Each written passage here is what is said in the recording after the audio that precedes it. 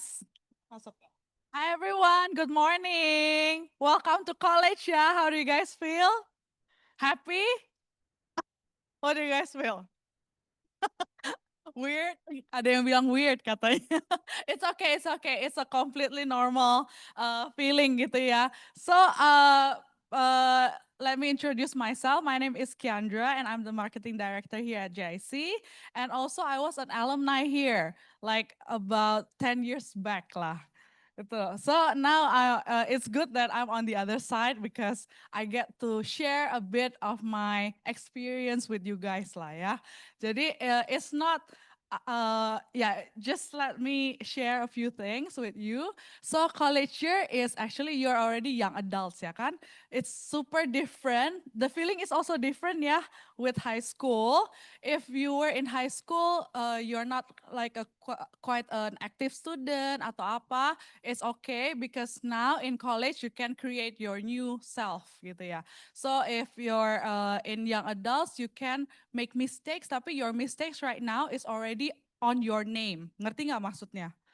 Jadi misalnya, if you want later on kan pasti kita berpikir maunya doing business ya together with your friends or your partner gitu kan.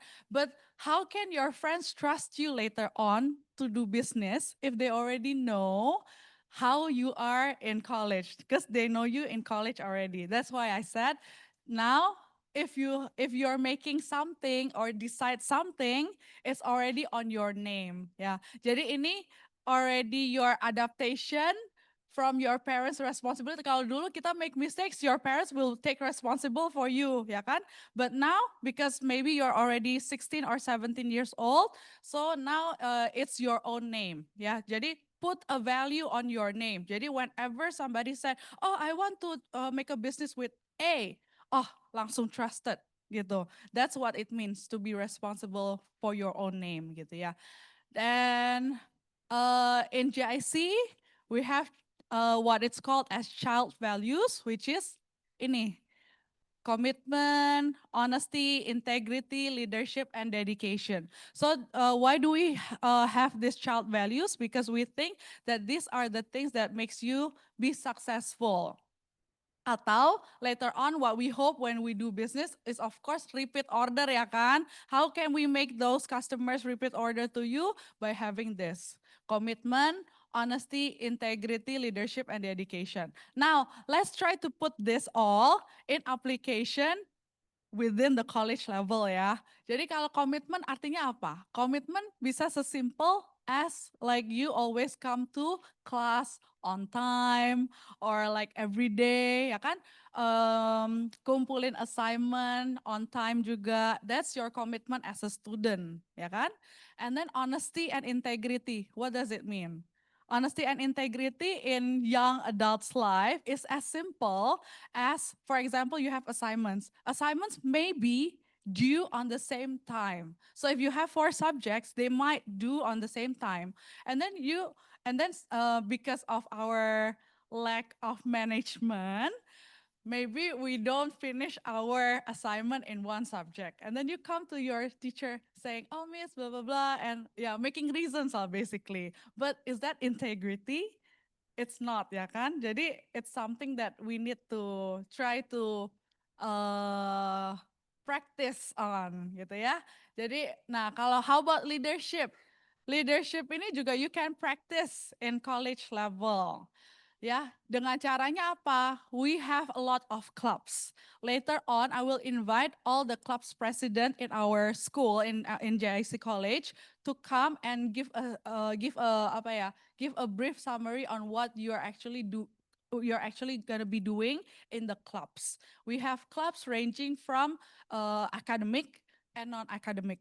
Jadi yang academic such as like MUN, itu model United Nation, itu we actually do competition abroad. Last year in Taiwan. So if you are interested in that, MUN is the way to go. Kemarin Yale ya? Yale or Harvard? Yale. Yale in Taiwan. So and we win a lot of the trophy ya. So we sent 5 students and 3 students got the award. So it's very prestigious and it's around the world. Korea has it, US has it, Australia has it. It just depends on us where do we want to compete in this year or that year or next year gitu ya. But it requires a lot of practice and once again balik lagi ke komitmen, ya kan? Gitu. Terus kalau dedication sama ya. So if we want to do something, we also need to dedicate on things. Jadi a lot of our students juga commitment and dedication is a big thing lah that we can practice a lot in our college level because in our work life commitment and dedication is basically the biggest thing ever gitu ya. Terus maybe I want to go back to young adults again. So what does it mean to be young adults? Young adults itu juga sometimes we have an emotional growth juga. Jadi in high school ada one story yang I'm very happy to share with parents and you guys.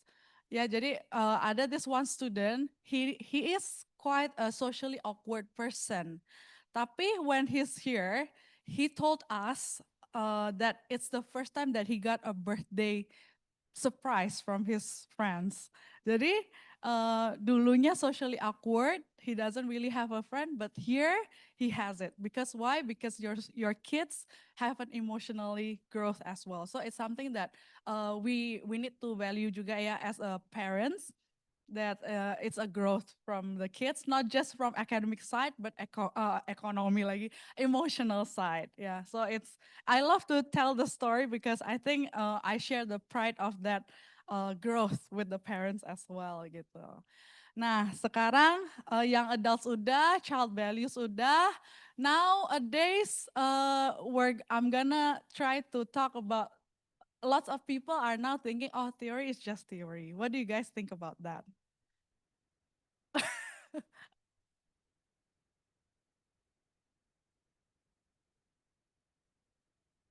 Nah, sebenarnya teori is just theory. Is it true?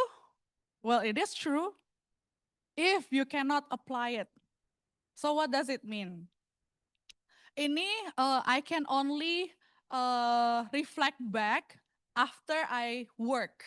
Tapi I think I need to talk about this because nowadays lots of kids believe in this theory is just theory, ya kan? But the truth is theory is just theory. I think it's true, but we need to be able to apply it to our daily life so that it won't become theory. Ya, contohnya apa? What are the example? Contohnya, do you guys familiar with global financial crisis happening in 2008? Ya, ada yang tahu ya? Ada yang tahu juga? Yang when Lehman Brothers, terus GMC, yang pokoknya perusahaan hebat-hebat di USA, they went into bankruptcy. Do you guys aware about that? Ya, jadi that event it's actually the proof that theory is not just theory. Jadi if you guys nanti if you guys have accounting lesson, there will be a teori namanya Altman Z scorecard.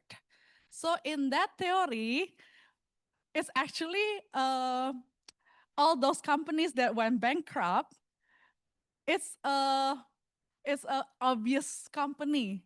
Maksudnya apa? Jadi their financial reporting is not that great, ya kan? But the trouble or the problem with the company was they engineered an accounting reporting that seems like the financial performance is very good. That's why all the CEOs and all the board members of directors, they all got big bonuses. While the company is actually bleeding. Yeah. So theory is just theory? No. It's just that nobody actually done the theory in application in real world. Padahal it's just a theory, this single Altman Z score, it can actually prevent the bankruptcy, but nobody did that. So yeah. So that's the takeaway. Yeah. So theory is not just theory. So it's as long as you are able to applicate it in your daily life later on.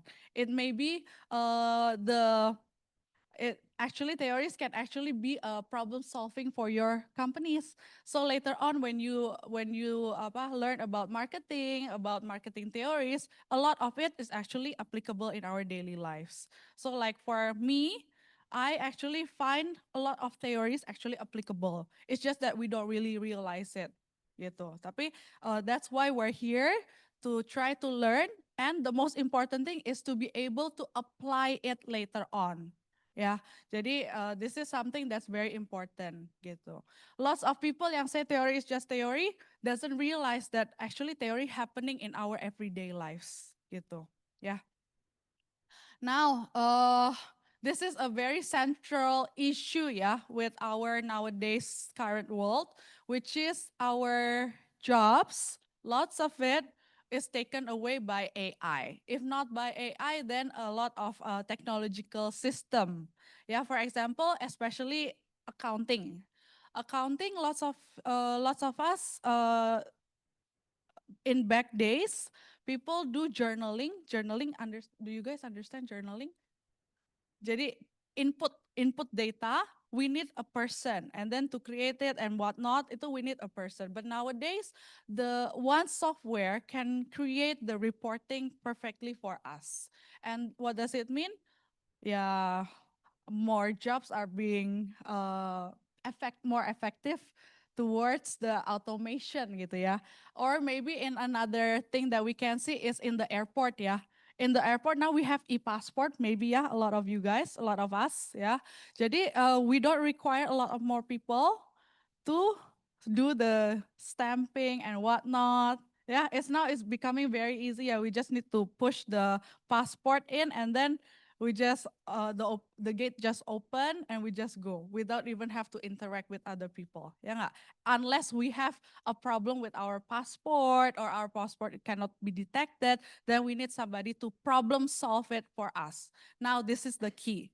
Yeah, what makes us different from the technology is we can problem solve. Yeah, so this is a very big point here, that technology cannot ever replace from humans. So from creative thinking, problem solving, leadership, teamwork, being initiative ya. Ini kalau mau naik level nih bos paling suka nih initiative ya. And then critical thinking ya. So now balik lagi ke creative thinking. Contoh creative thinking seperti apa? Contoh lagi pas JFC. You know that aeroplanes during the pas COVID, kan they basically cannot operate ya kan? Borders closed and whatnot. Do you know what happened to Thai Airways? Do you know what the CEO do or what are their ideas? So they are famous with their breads, and what they do is actually they started to selling their breads. It's one off. So it's a creative thinking and a problem solving on itself, which which machine cannot do lah for us. Yeah. So it's something that they do. And then for leadership, yeah, obviously, yeah, machine is just a machine.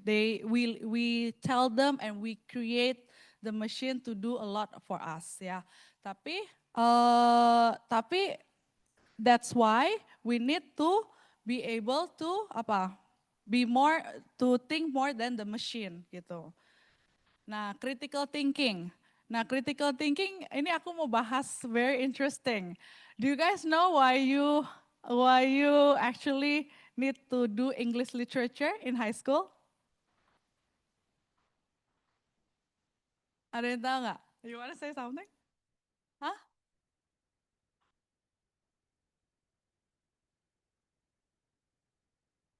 Hah? Apa? How do you? Nothing. Ya udah nggak apa-apa, it's okay. So do you guys know why do you have to learn about English literature in school? Why do you need to learn about Romeo and Juliet? Or why do you need to, in bahasa Indonesia, maybe ronggeng dukuh paruk? Why? It's actually a subject that's developed by Harvard University. They wanted to instill culture to us. And not And further research said that it's not just culture yang diinfiltrate by you doing the English literature, but it's actually critical thinking. Because a lot of those literature, they actually teach you a lot of stuff, whether it may it be in cultural sense or in like in writings kan bisa read between the lines gitu kan. Jadi what people say may not means what it means. Ngerti kan? So that's where we can also develop our critical thinking. So reading is also very good for our practicing in critical thinking gitu ya. But most of it, these qualities we in our college year level, we can practice this through our clubs. Yeah, academic is very important, but non-academic stuff that you do outside the classes is also very important. Yeah. And then, do you ever heard about 8 seconds rule? This is something that I really wish somebody have told me before I even started my college year or even university. Apa 8 seconds rule? Kalau ada yang bisa jawab, I give a present. Ada yang mau try? 8 seconds rule. Have you ever heard it? Kalau you haven't heard it and then I tell you, you need to thank me later on yeah when you apply for your jobs. So uh, 8 seconds rule is actually I talked to an HR, lots of HR actually, and do you know what they see? Do you know how much they spend to take a look at your CV? Ini we're talking about fresh graduate level, not the managerial or directorial level ya. Directorial and managerial of course more than 8 seconds, tapi fresh graduate they only need 8 seconds to maksudnya skim your CV. What do they see? From your CV, first things first, what do they see? Ayo, apa? Gak apa-apa, no wrong answer, it's okay. I'm not grading you on this. Ayo, apa? What do you think the HR will take a look? Apa? I think you have the answer. Come on, try it. No? How about you in the back? Gonna try? Ayo, ayo. Apa?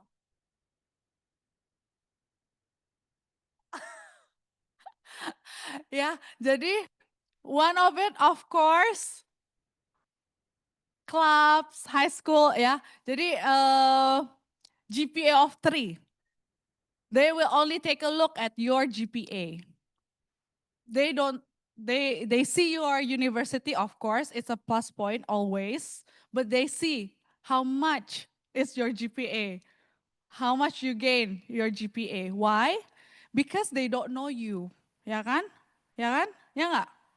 The HR person may not know you unless maybe you know them from somewhere, I don't know. But if they don't know you and you went through a system for a hiring process, what they see, what they're going to see, first things first is your GPA. Gitu. Why? Because they don't know you, so they need to be able to have a standard basis to be able to see the effort that you will put in later on with their works, with the jobs that they will give you, with the responsibility they will be giving you. Ya kan? They basically are very comfortable with students that have GPA of 3, so they can trust you with the responsibility lah gitu. Yeah, because like maybe if students with GPA of 3, they will put a lot of effort when doing things. Yeah, when they're working. So that's how it's very judgmental, I know, because lots of students are actually maybe academically, yeah, not until 3, but they're very good. I experienced it myself, but I know them personally. But unfortunately, the HR person may not know you, right? So what they see is very, very like systemical, gitu ya. And then what other things they will be seeing? Yeah, if you are very active in high school, that's very good. Keep continue. But if you are not active during high school, it's okay. Karena unfortunately, they will not see your high school achievements. Gitu. It becomes already quite quite in the past for them. So what they're gonna see is during the college and obviously during the university. Ya, jadi it's okay kalau you are not active during high school, it's okay banget, it's fine gitu. Yang udah aktif ya keep continue ya. It's easier for you guys yang udah continue ya. Jadi it doesn't matter gitu ya. So this during this moment you can be active gitu. Oh ya, one more thing about ini aku jadi back lagi ya ke AI, I'm sorry. Biasanya very systematic, cuma this is very new because I just went to Melbourne for Monash Converge last month and they told me about AI. Jadi it's a very apa ya? It's a very real issue about mental health nowadays. Jadi mental health nowadays itu we need to be very conscious ya. Nowadays sometimes we even can chat with ChatGPT for everything. So kayak misalnya we were my teacher just scold me for something or my parents just scold me for this. But ChatGPT, you see parents juga maybe need to be aware of this. ChatGPT will always reply your kids without contextual. So they will actually support your kids with their thinking. Contoh, misalnya they're making a statement, my teacher are not kind. Padahal mereka yang telat gitu misalnya, jadi dimarahin. Kalau mereka make that kind of statement, ChatGPT will say, oh pokoknya kayak supporting gitulah Pak Bu. Jadi this is something that you need to be aware. Jadi sampai ada, this is what I know, ini very central issue that we discuss in Melbourne as well, itu ada this application, Pak Bu ada application, itu yang bahkan creating a sentimental, bukan sentimental ya, tapi perception that the kids is actually having a relationship with this AI. Jadi they can actually kayak chat like people in relationship gitu. Jadi please be aware and be careful karena sometimes it can lead to something yang we don't want lah ya gitu. Jadi it's always, you guys always know lah ya, maksudnya why I bring it up, it's very sensitive issue I know, tapi I want you to be aware ya, maksudnya kalau ada apa-apa nanti will be further discussed on by the academic, tapi we have the psychology, what do you call it ya, psychologist over here as well. So if you ever need to talk with somebody with us, ya just talk ya. It's okay, don't worry about that gitu. Jadi daripada you go to AI or whatnot for the emotional support, better come to us. Everybody here is available for you guys and we'll be happy to listen to you guys punya problem. Yeah, don't worry, we have a lot of experience with kids. Mau broken heart, mau apa, it's okay, gampang. Ya, jadi I just want you guys to be aware gitu ya. Jadi jangan sampai ada hal-hal yang kita tidak inginkan bersama karena AI ini pinter juga gitu.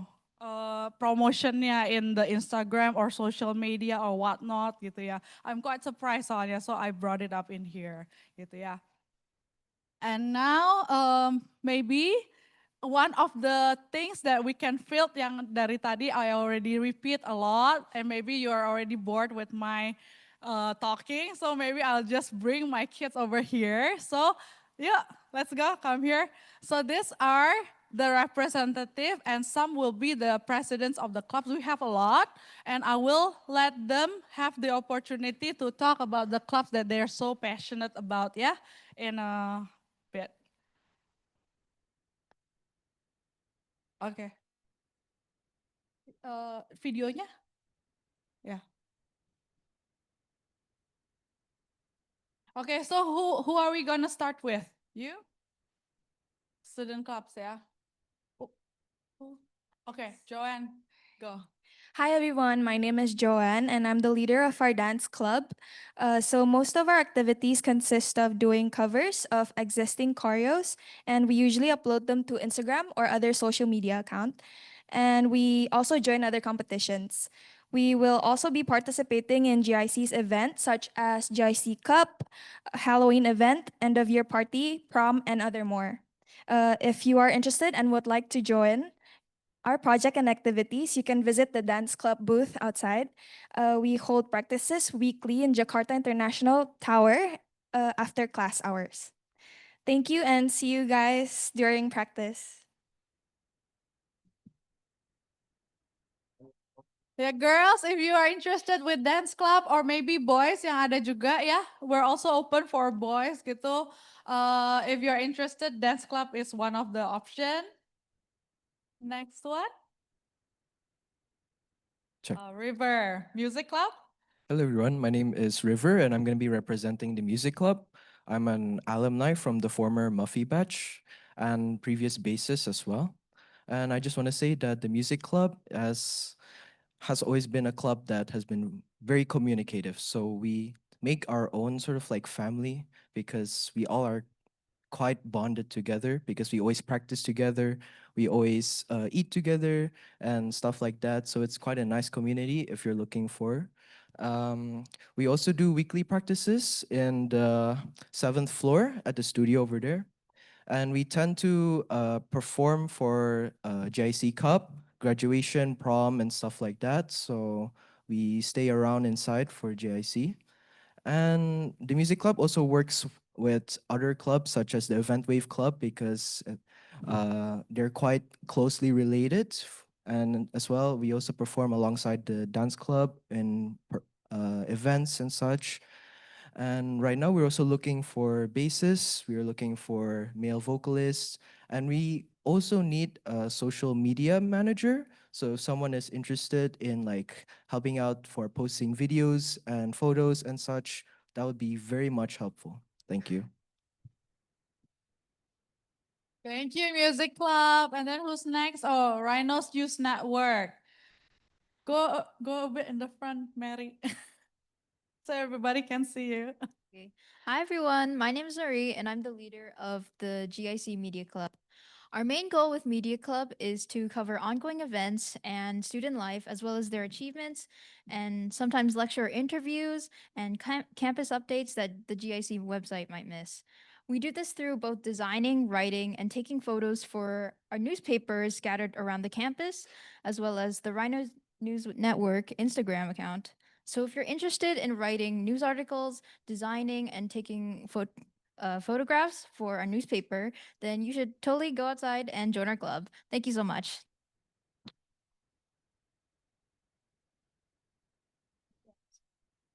Thank you, Media Clubs. Next is Event Wave Production. Hello, everyone. One step a bit, please, in the front. Hello, everyone. My name is Michael Valentino. I am the head of Event Wave Production Club for the creative team. So, who here loves to make visuals for presentations or events? Right. Or any of you who wants to make an event pop? Or even the setting of the event to make it more vibey through music? Well, the Event Wave Production Club are now opening their doors for you guys who have an interest in the four divisions, which are creative, lighting, audio, and visuals. Each of these divisions have their own unique equipment that you guys can use and perhaps use them in the future if you guys intend to, of course, have them on your occupation. This may be a good opportunity for you guys who are interested in joining our club. Of course, we have a lot of teamwork, which allows you guys to be more active in the club and have a big opportunity to get a certificate for your portfolio. All right. Thank you, guys. So if you want to learn about sound engineering, it's one of the gateway to here because these kids will actually teach you how to do the thing. Aaron, go ahead with sports. Hi everyone, my name is Nadia and I'm the captain of the girls basketball team. Hi guys, my name is Aaron and I'm also the captain for boys. And I will explain a bit about the basketball club.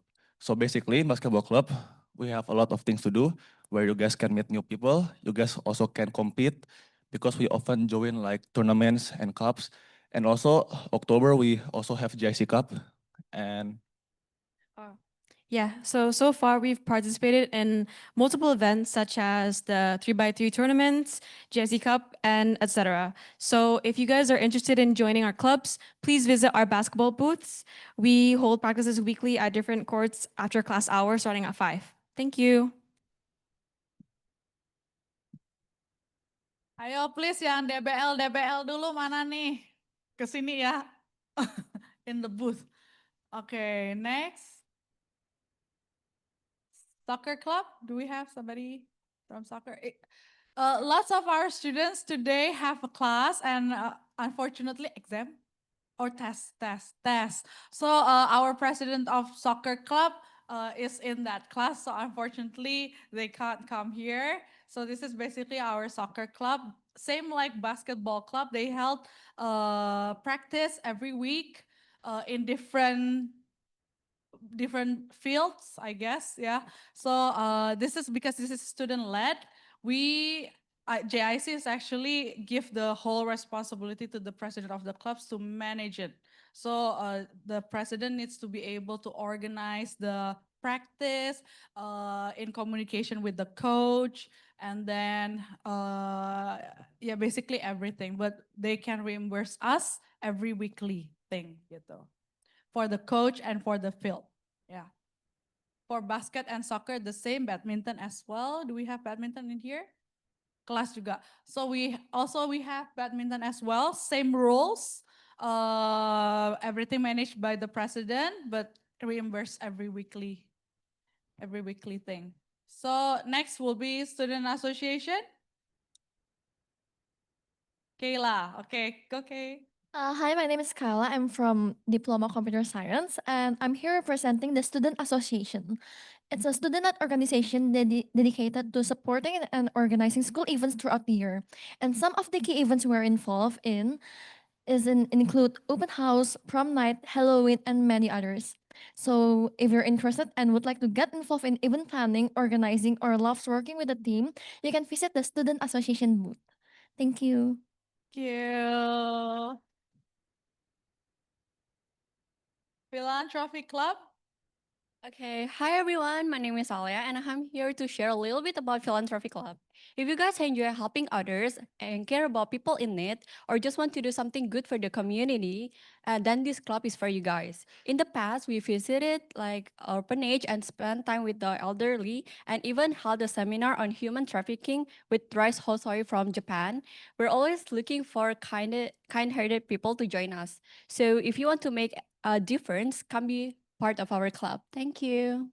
In our philanthropy club, we are also linked with international organization for human trafficking as well as for green environment. So if you guys are interested in international organization, philanthropy club is also one of the things that you guys can join in gitu ya. Next. Okay, hi everyone. My name is Georgia and I'm the VP for the MUN Club. So, MUN essentially stands for Model United Nations. It's a type of debate simulation where we talk about topics ranging from politics to economics as well as environmental concerns. And we also talk about fictional worlds. So, if you guys are into any fandoms, please be interested in joining our club. Our club also provides foundations for developing soft skills such as public speaking, negotiation, as well as networking. And a unique aspect about our club is that we provide rare opportunities to go on international trips. For example, during the last term, we sent 5 of our members to go to Taiwan to go to a Yale competition, and we went back with 3 awards. So if you guys are interested in that, please feel free to join our club. But this club require a lot of commitment and dedication ya, Jor? Yes, it's for the people who are ambitious, guys. Tapi the rewards will be also very good, yeah, because you got international trip competition and lots of recognition from this club as well, yeah. Next one.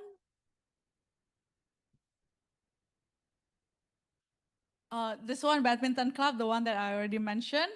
So this is the badminton field managed by our president as well. They responsible for the organization. Yeah.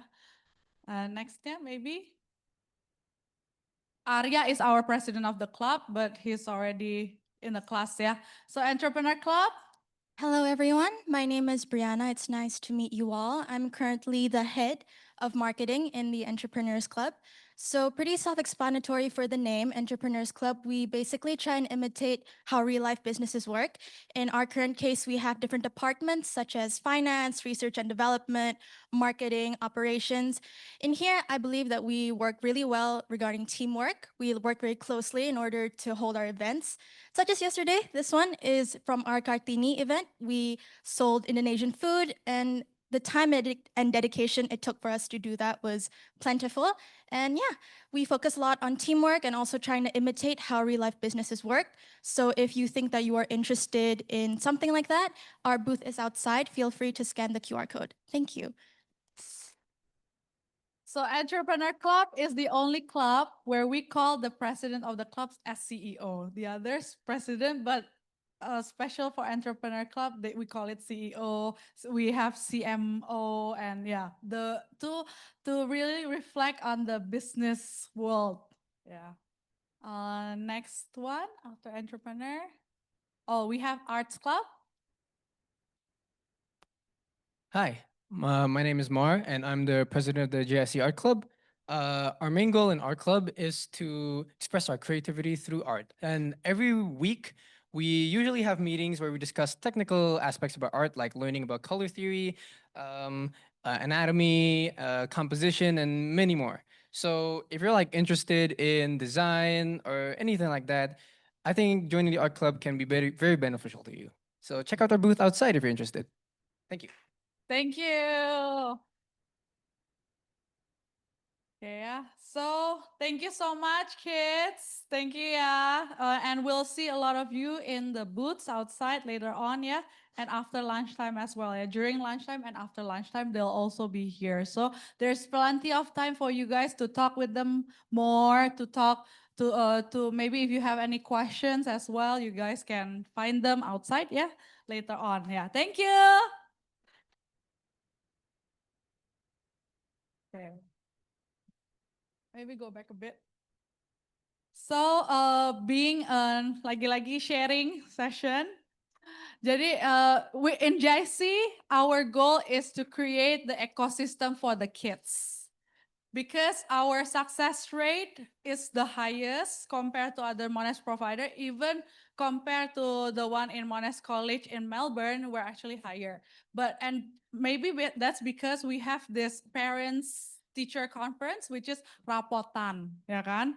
Kalau yang di lain tempat nggak ada, tapi we really want to have, we really believe that it's our, I mean like to make this kid successful, we need a good relationship between us and parents as well. So we create this parent-teacher conference. In other college level, they may not have, but we have because we believe on the success of our kids is through our kerjasama ya Bapak Ibu gitu. Jadi we still have that. So in between midterms, we will have parent-teacher conference, and at the end, we don't have at the end, but we have in the middle. Because in the middle, then we are able to make the progress until the finals. Yeah, jadi that's what we do. And then the other ecosystem will be the friends here. Because friends is very important. If you have friends yang suka bolos, then you might be ikut-ikutan gitu ya. Tapi please try to, lagi-lagi, we need to grow gitu ya. Again, young adults, sekarang you guys are already young adults. Yeah, so these are the things that you need to be able to differentiate. Yeah. Teman, my tips for you guys are, friends, you need to differentiate to 3 levels.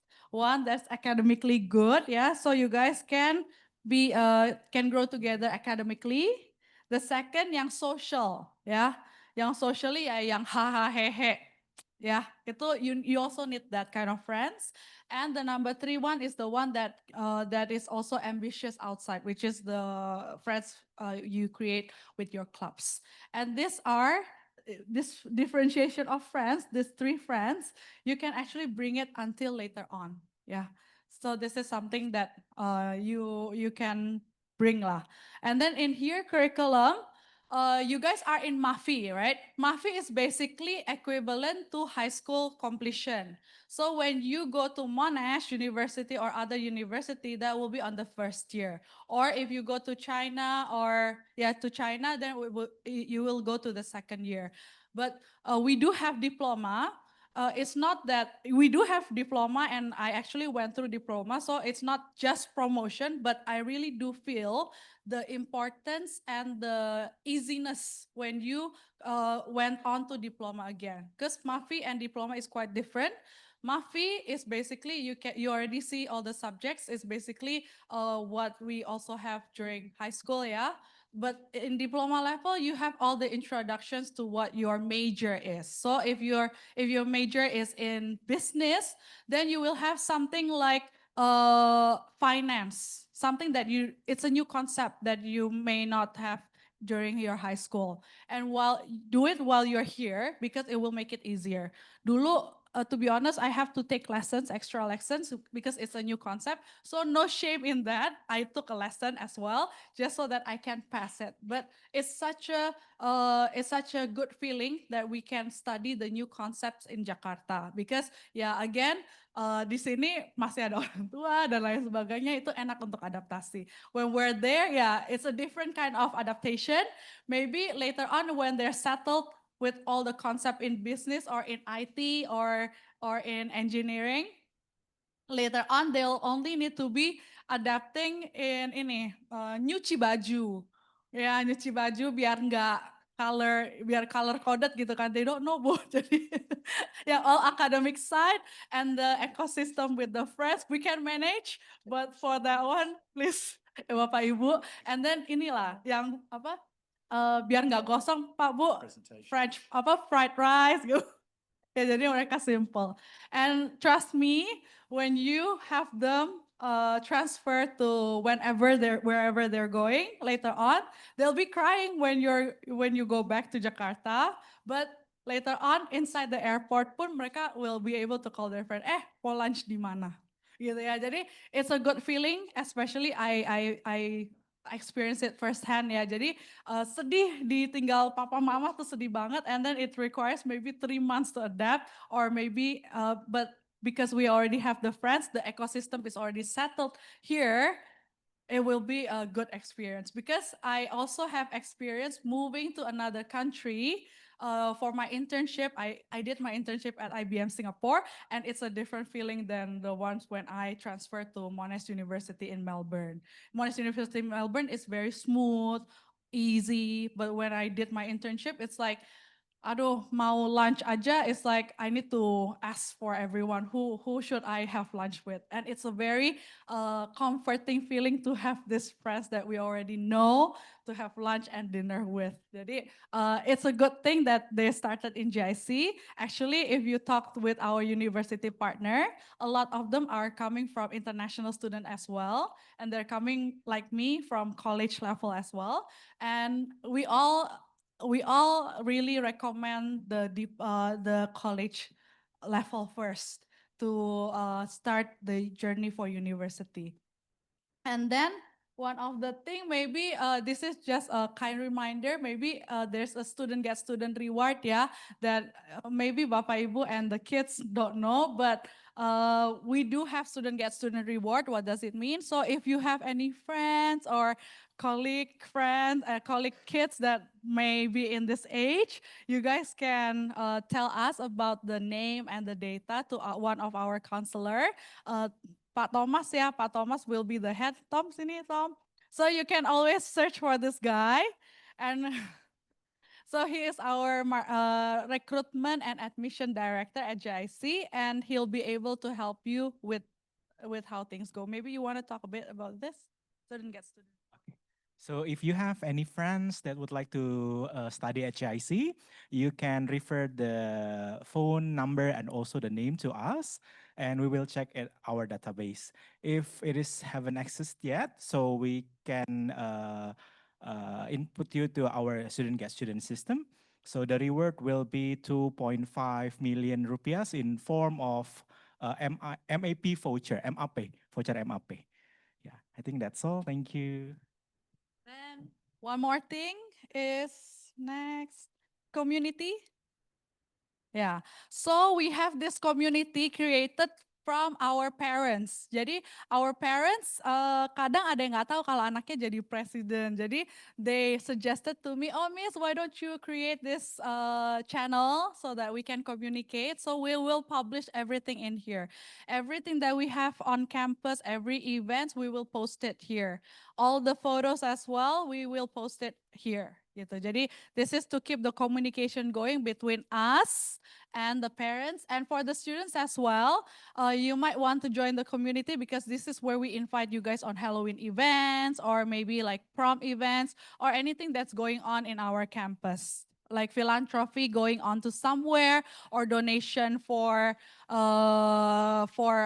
baju bekas gitu ya that you want to donate to people that's in need, we will also publish it in the community. So this will be managed by us and the Rhinos News Network will also be able to post it over here. Jadi yeah, so this is a good community channel for us and you guys. Yeah. Okay, so I think that's it from me and hopefully my sharing will be beneficial for all you guys. Hopefully remember yeah the 8 seconds rule and all the things that you need to practice on for the human qualities that we need to practice on. Yeah. So later on you'll be successful. Thank you guys. Thank you, Farron. Thank you so much, Miss Kiandra. So after this, we have our academic orientation with Mr. David Henderson. Mr. David Henderson is our global partnership director as well as MUFY coordinator. So if you guys are suddenly called by him to his office, not a good thing usually. So just hope you guys don't mess up or anything and meet him in his office. Okay, Mr. David, are you ready? All right, give a big round of applause for Mr. David, please.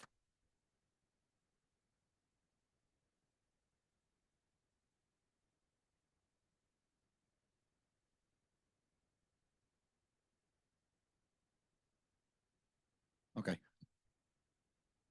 Okay, ladies and gentlemen, thank you for the kind introduction. I suppose I can say that. You'll notice I'm not Indonesian. I'm not even Australian.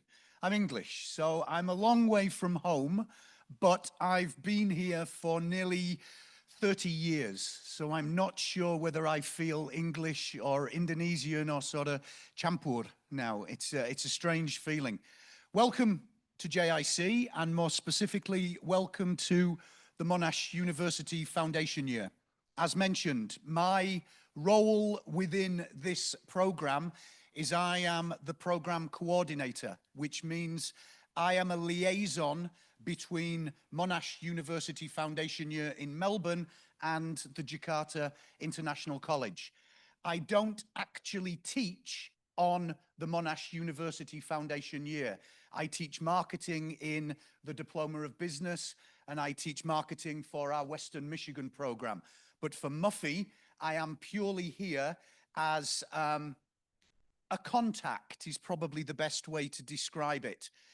If you are having issues in the classroom and you feel like a lecturer is not responding in the way that you need or you would like, the next person that you would come and speak to is me. Again, because I don't teach on the program, you can see me as a sort of independent liaison. I'm not on the side of the teachers. I'm not necessarily on your side. I'm here to make sure that the relationship between you, your lecturers, and Melbourne is smooth. Now, as mentioned, a good student will basically meet me twice, and twice only. Once today, now, where I'm saying hello to you, and the second time on stage when you graduate, and I will shake your hand and say congratulations and well done. If I have to meet you any time between today and that graduation, it generally means either you're in trouble or there's a problem. So it's not that I'm avoiding you. It's not that I'm trying to, stay away from you, but good students actually don't need me. And so if you go through your entire Muffy experience without meeting me, except, let's say, in the canteen or in the lift or wherever, you've probably done really well. You can probably be very happy with yourself. If at any point during this you need to meet me, technically it's probably going to be a problem. So hopefully, and don't take this the wrong way, I don't want to see any of you for about the next 9 months. And that'll be great. 9 months later, I'll shake your hand, I'll congratulate you and say, well done, and I'll send you on your way after you have graduated from Muffy. So that's a little bit of introduction about myself. Let's get into this.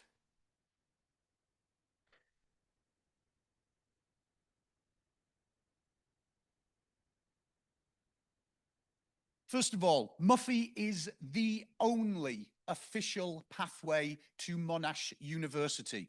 There are lots of schools and colleges in and around Jakarta and Indonesia that promise students access to Monash University, but this is the only official and the only program that actually comes from Monash University.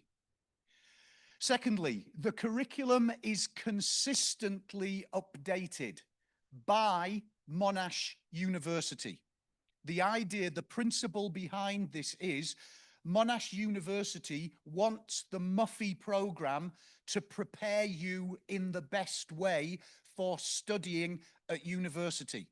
So if there are new developments at the university, for example, the use of AI, we then incorporate that into the program Muffy. So to make sure that by the time you arrive at Monash University, or other universities if you choose that, you are prepared to study at that level. We've helped you transition from a school environment into a university environment. All of your classes, your assignments, your tests will be taken through an LMS. An LMS stands for Learning Management System. And the one we use here at JIC is Moodle. And again, the system we use here at JIC is identical to the system used at Monash University. So when you take tests and assignments and reports, you are using exactly the same system that you will use once you graduate and move on. The reason why most students choose Muffy is because of its flexibility. By studying in the Muffy program, rather than choosing diploma programs, which is what Keandra mentioned earlier, you are leaving your choices open. You are giving yourself the widest amount of available subjects to take at university. So by going through Muffy, almost every degree is available at Monash University. It also includes double degrees as well. So if for some reason you want to study mechanical engineering, but then you're desperate to learn Japanese, you can do that through Muffy. So you can become a Japanese speaking mechanical engineer. Who knows? You never know. If Monash is not your preferred destination at the end of this course, it's also accepted by most well-known, renowned, good universities throughout the world. So it's not just a qualification to get you entry into Monash University. It's a qualification that can help you get into virtually every other university you might be interested in. Again, the curriculum, the reports, the tests come from Monash University with a very specific focus on preparing you for study at university. And so this is a list of what we call graduate attributes. These are skills. These are competencies. This is experience that you need to pick up while you are studying here, which is going to help you be successful later on once you enter the university. And again, the curriculum is built around teaching you these particular set of what they call attributes. So during the course, you won't get a subject called collaboration, but we use teamwork to teach you how to collaborate. So these are not actually subjects in the course, but they are skills that you will pick up during the course. Now, because of the changing world we live in, and specifically the development of AI and generative technology, universities have to be aware of how the new technology is affecting the way people learn. And unfortunately, at the moment, it's having quite a negative effect on the way people learn, because students are using the artificial intelligence and the Gen AI to replace hard work and effort and research. They're using it as an easy way to get around completing assignments, taking tests. And so at the moment, the university's attitude towards generative AI is that it is not to be used. So if you have used it in the past, if you are intent, don't use it in the future. At the moment, Monash University is still figuring out how we can use. When I'm not going to say that you will never get to use it at university, you will. It's impossible to uninvent something. You can't take something away once it's been invented. But Monash and all universities around the world are just figuring out now how best to incorporate this new technology into the way that you study and the way that you learn and the way that we test you. Now, one good piece of news, I suppose, for you guys is the university is moving away from final exams. So a lot more of your marks will come from the work that you do during the semester, rather than having a big final exam at the end, which tends to be more stressful and more uncomfortable for you.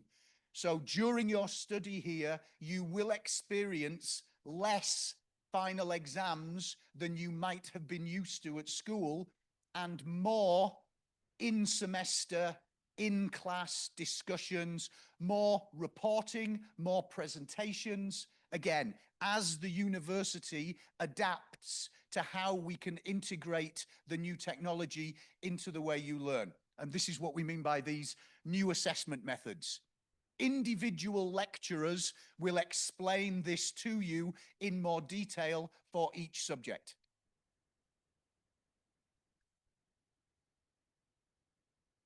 Maaf, harus galak sedikit sekarang ya, sebentar. Each classroom, each unit is inclusive of 5 hours per week. So you will be expected to attend classes where you will spend 5 hours per week per subject. That's not in one block. It will be divided into 2 classes. So you will probably have a 2-hour class at the beginning of the week, and then later on in the week, expect to have a 3-hour tutorial that follows it.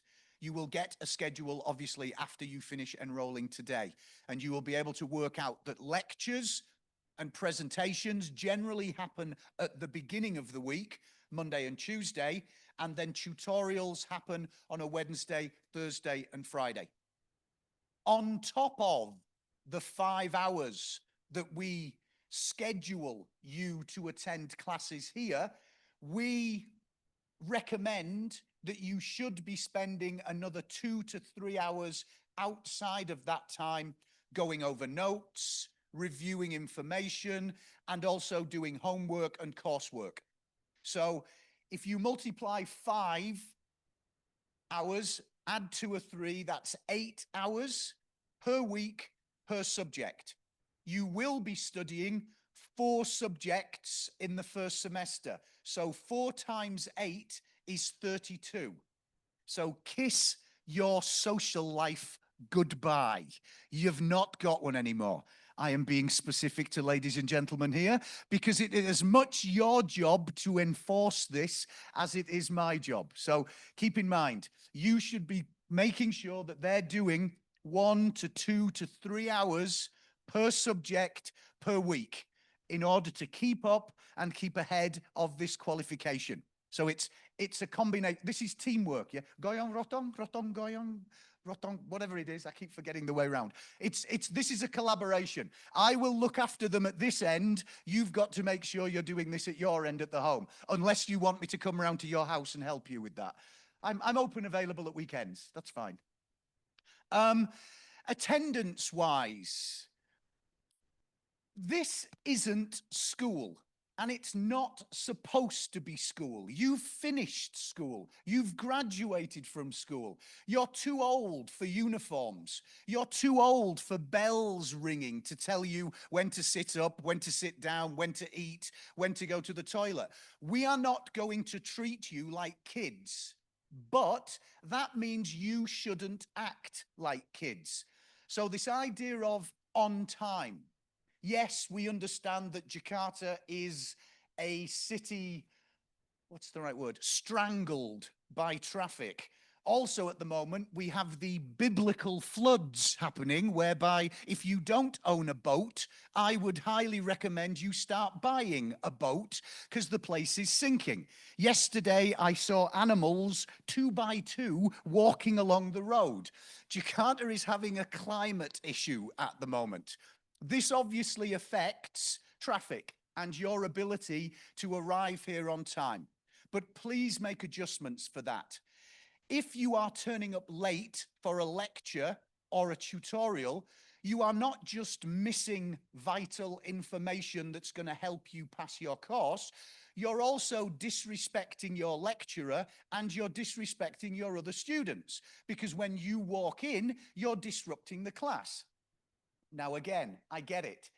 Indonesian culture and jam karet makes it, half of you probably wear a watch, but you don't know why. Telling the time is obviously something clearly not taught very well in Indonesian schools. Please try and be on time for your lectures. Again, you are showing respect to not just your lecturers, but also to the other students in the class.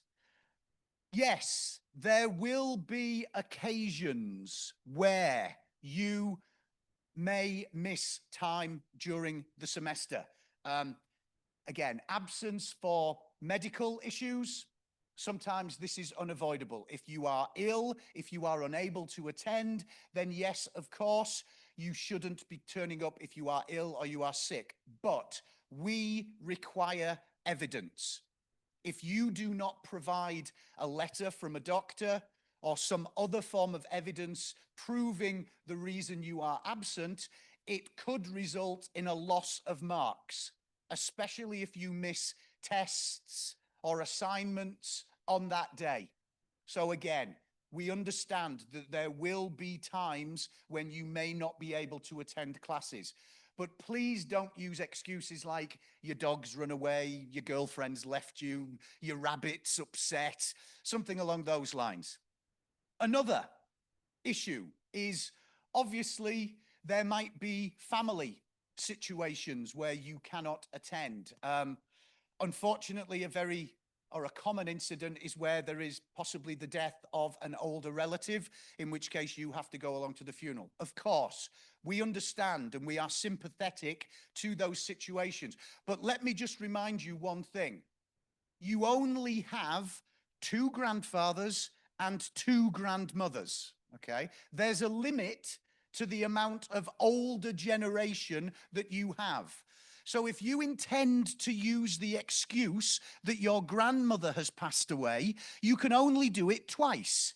Because if you are doing it more than twice, it means you are killing somebody else's grandmother just for the sake of missing an assignment or missing a test. So keep score. Don't just, oh, it's granddad, oh, it's granddad again, oh, it's granddad again. You'll run out of grandfathers. Please do not sacrifice the older generation of your family just to get out of a test. It's not a night. They won't appreciate it, believe me. Again, I am making a joke, but yes, we will understand if there are family issues where you can't attend classes. But again, we still need evidence to prove that this is a real event. And in that way, we can help support you with Monash University if there is a problem with you missing a test or an assignment. Without evidence, we can't help you. So keep that in mind, please. You will be asked to join WhatsApp groups and email groups. So if there are any unforced or forced changes to the schedule, we will try and inform you as quickly as possible. We expect the same. If you know that you are going to miss classes, please let us know, and we will do our best to help you with that.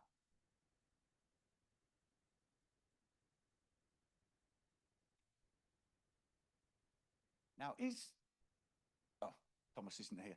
Hang on 1 minute, please. Am I? Okay, I am going to jump through this because Ibu Siska, who is our academic director, will cover enrollment and the subjects that you are going to study after lunch.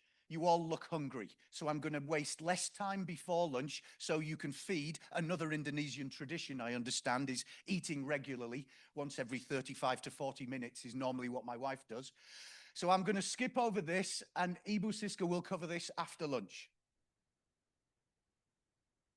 Dun, dun, dun, dun, dun, dun. Again, this will all be covered by Ibu Siska, the academic director, in the session after lunch. Dun, dun. Okay, I mentioned earlier that we use an academic online learning system called Moodle. This is what the front page of it looks like. When you enroll, you will be given a password and a username. All of the information you need to study at JIC is contained in this website. So when you log in to this website, you will go to your own personal section, which contains information based on the subjects that you have enrolled in. So this becomes your personal connection to the subjects and the curriculum that you study here. Again, you can access it from everywhere. Obviously, it's an online situation.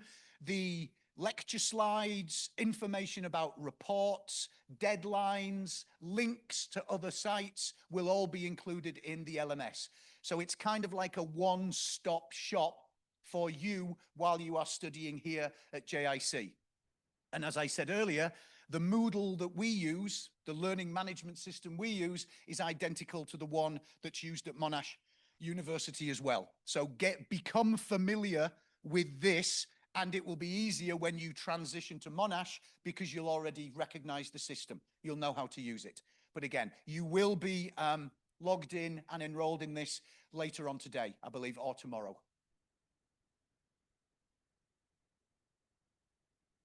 In terms of what are you going to study, again, this is the official Monash University Foundation year. Therefore, every single lecture slide, every single test, every single report, every single presentation that you are asked to do comes from Monash Melbourne. We create nothing here. No tests, no assignments, no lecture slides. Everything has been developed by Monash University, A, to help you pass this course, but B, to prepare you for university study. Assessment types and weights are decided. So if an assignment is 20%, that's an assignment that was designed and created by Monash University, not by us. We do not create the content. We do not create the marking as well.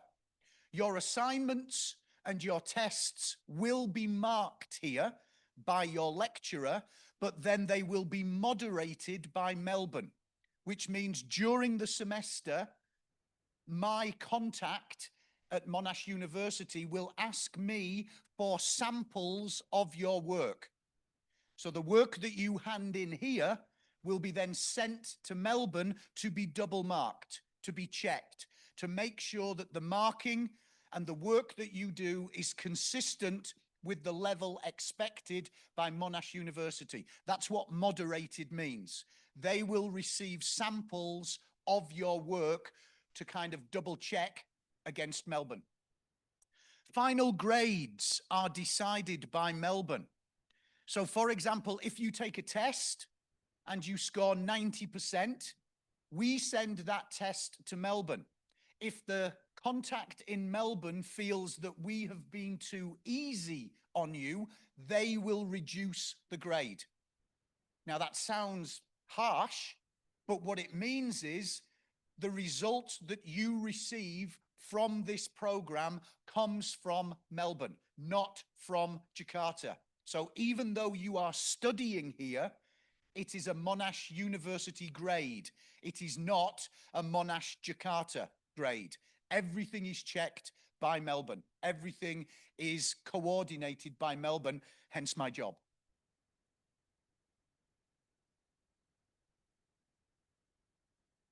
Oops. Now again, courses, the subjects that you will study here will be a mixture of coursework, which is work that you complete during the 14-week semester, and examinations. Again, it could be a final exam, but as I mentioned earlier, the university is moving off final exams and replacing them with more coursework. In a standard subject at the moment, you would see that the final exam is worth about 30% and the coursework is worth 70%. So the basis of that means if you don't perform during the semester and just think, oh, I can pass the final exam and everything will be okay, it will not. You need to be focusing actually more on your coursework during the semester, because that makes up 70 and in some cases 100% of your mark. The final exam cannot save you if you haven't focused during the semester. Something to keep in mind.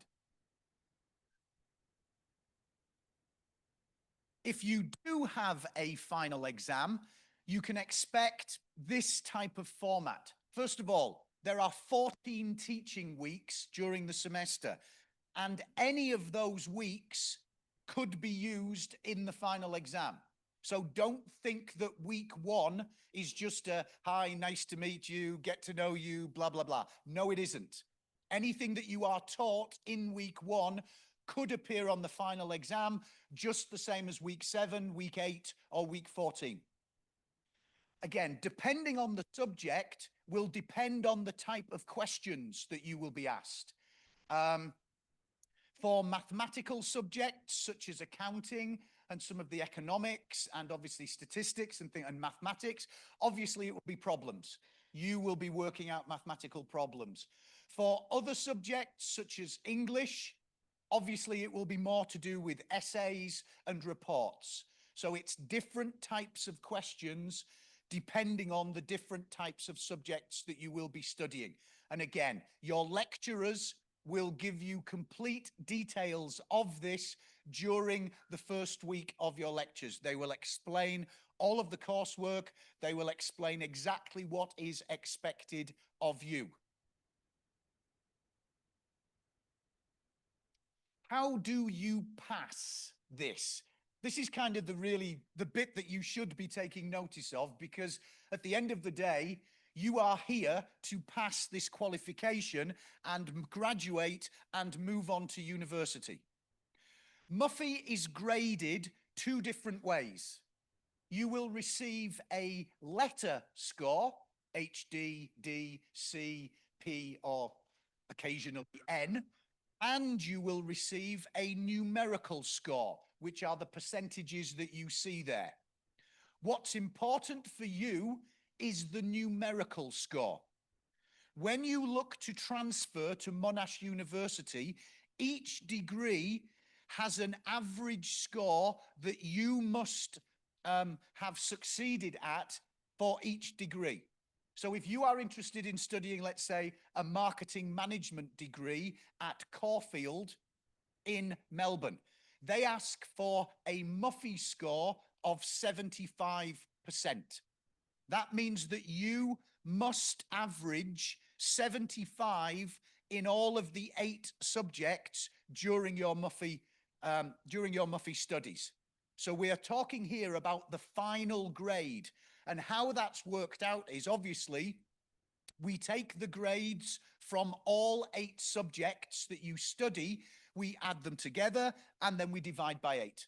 And that obviously gives you an average score across the program. That is what is going to get you into university, the average score that you obtain. Now, what that does mean, though, for let's say, if possibly you struggle in one subject, maybe accountancy is not your favorite, and you only score a 65, you can still make up your average score by performing better in other subjects in MUFY. So if you score an 85 in English, the 65 and the 85 balances each other out, so your average is still 75. So you are looking at what is your final grade for each subject at MUFY. Numerical is important. One thing for mums and dads, okay? Forget A, B, C, D, E. We don't use the alphabet. They're Australians. They're odd. They're strange. I'm English. I can say this. Australians are weird. They don't understand A, B, C, D. So if you come to me and say, oh, my son got a D, it's horrible. It's actually not that bad.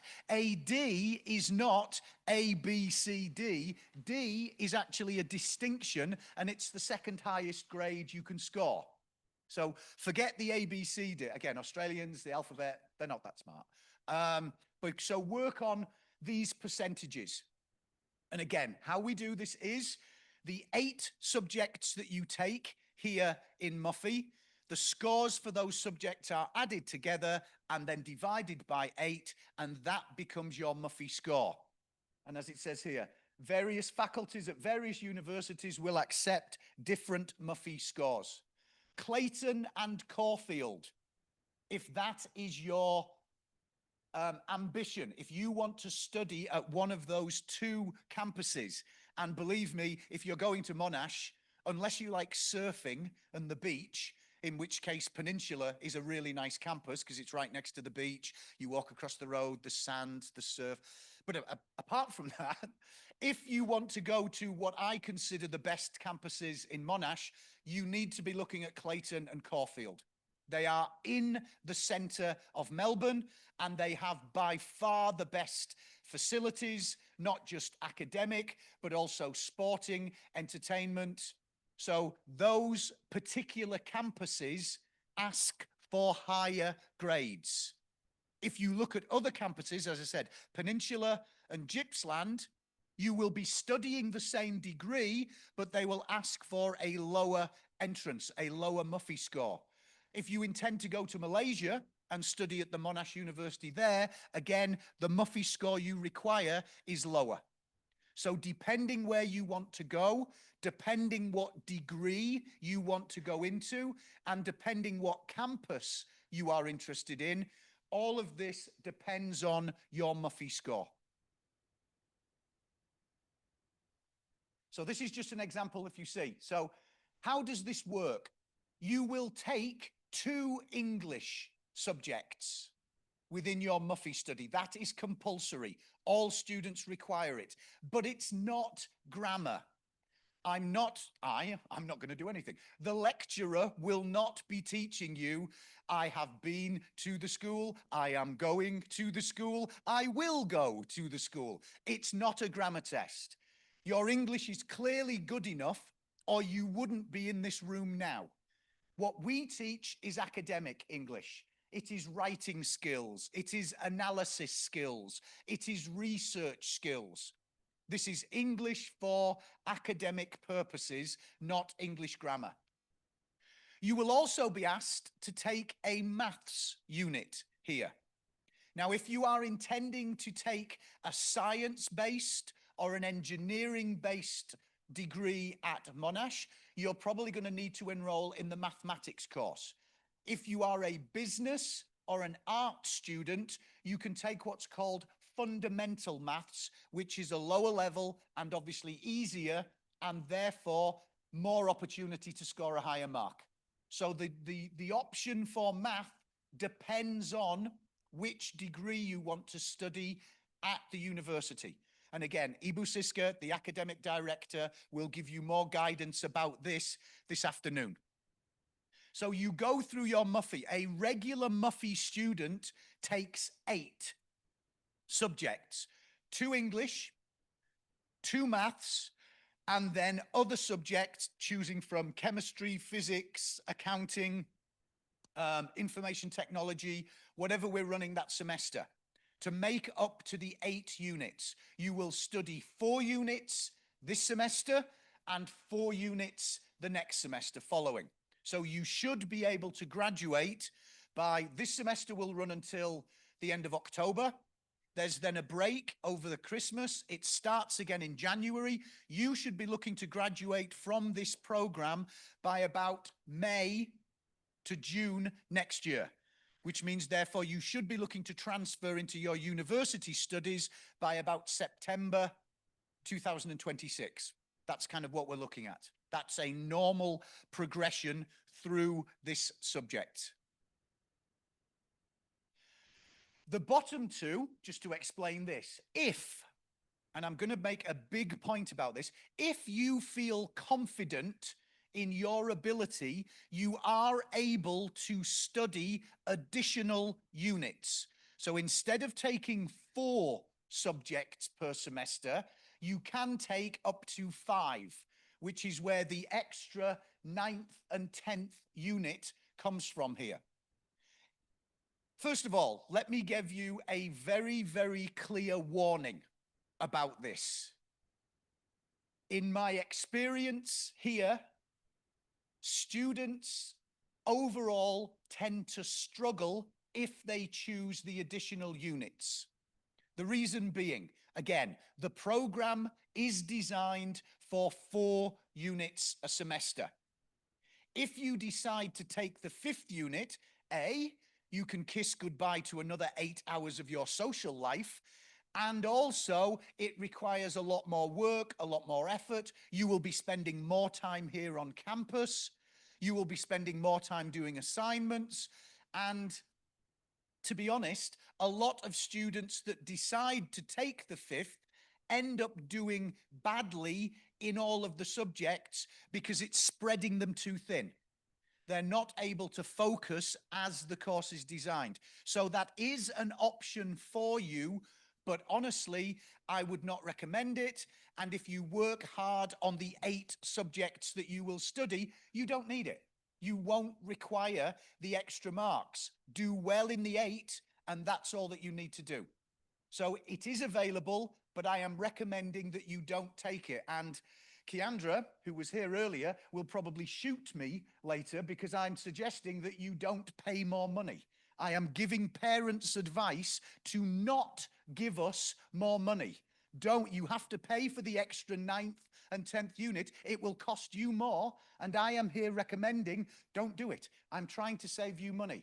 If you'd like to split the difference with me, that would be fantastic. I would be more than happy. I accept all major currencies, credit cards, cryptocurrency, and any other method of payment. So you can thank me for saving you money. And again, if you feel charitable at any point during the semester, I'm more than happy to accept donations. Thank you very much. You're welcome. Right. Special consideration. This, again, is a situation where you are unable to take a test or unable to hand in an assignment because of unusual situations, whether it be a medical reason or, as I mentioned earlier, you've murdered a grandparent. You will need to ask for special consideration. It is not granted automatically. So this is a system where you need to apply for an extension. The extension means that either you will be given more time to complete the assignment, or in the case of a test, you will be given a different test on a different day. Again, you need to fill out a form within 2 working days stating exactly why you require the extension. It then is sent to Melbourne. We do not make the decision here. Again, we are just the mouthpiece of Melbourne. So when you are applying for special consideration, we do not make the decision. The decision is made by Monash University in Melbourne. So we might agree with your reason, but if Monash University do not agree with it, you will not be given the extension. That's why I'm saying, please only use this as a last resort. If you are, again, technically, medically, I would say dead is a good reason, okay? So if you are dead, I understand that you probably cannot attend the lecture or the assignment. Losing an arm, not sure if that's enough, to be honest, because you can still type with one hand. An arm and a leg? Yeah, okay. If you've lost an arm and a leg in a horrific car accident, then that potentially is a good enough reason for an extension. But anything less than loss of a limb, you're taking a risk. So again, if you feel the need that you have to get an extension, either hack off your own arm, you can do it yourself, doesn't need someone else to do it for you, or please try and turn up for the test, or please try and hand in the assignment at the right time. Again, these extensions are not given automatically. You have to provide evidence as to why you require the extension. And again, the decision lies with Melbourne, not in Jakarta. Now, as I said at the beginning, a good student will only meet me twice. A bad student, oh God, I can spend most of my life dealing with bad students. I'm surprised I'm such a happy person considering how depressing most of my job is dealing with students. Most of the reason why you will have to meet me, other than orientation and graduation, is because of academic misconduct.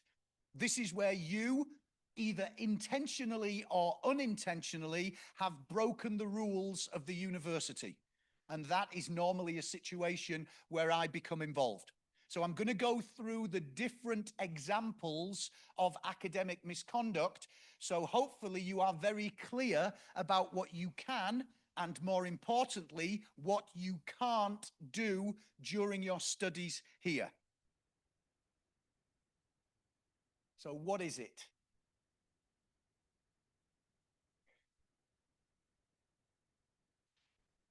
It is, as I mentioned, intentional or unintentional cheating.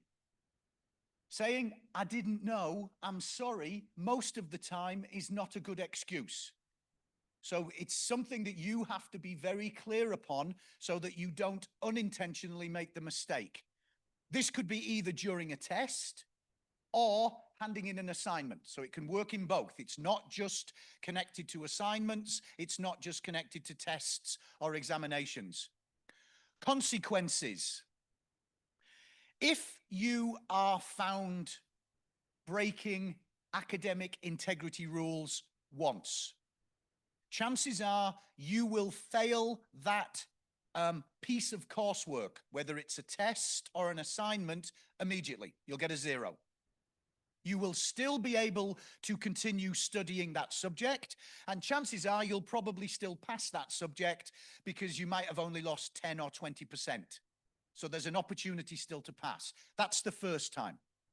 The second time that you are caught using or breaking academic integrity rules, doesn't matter if it's the same subject or even the same year.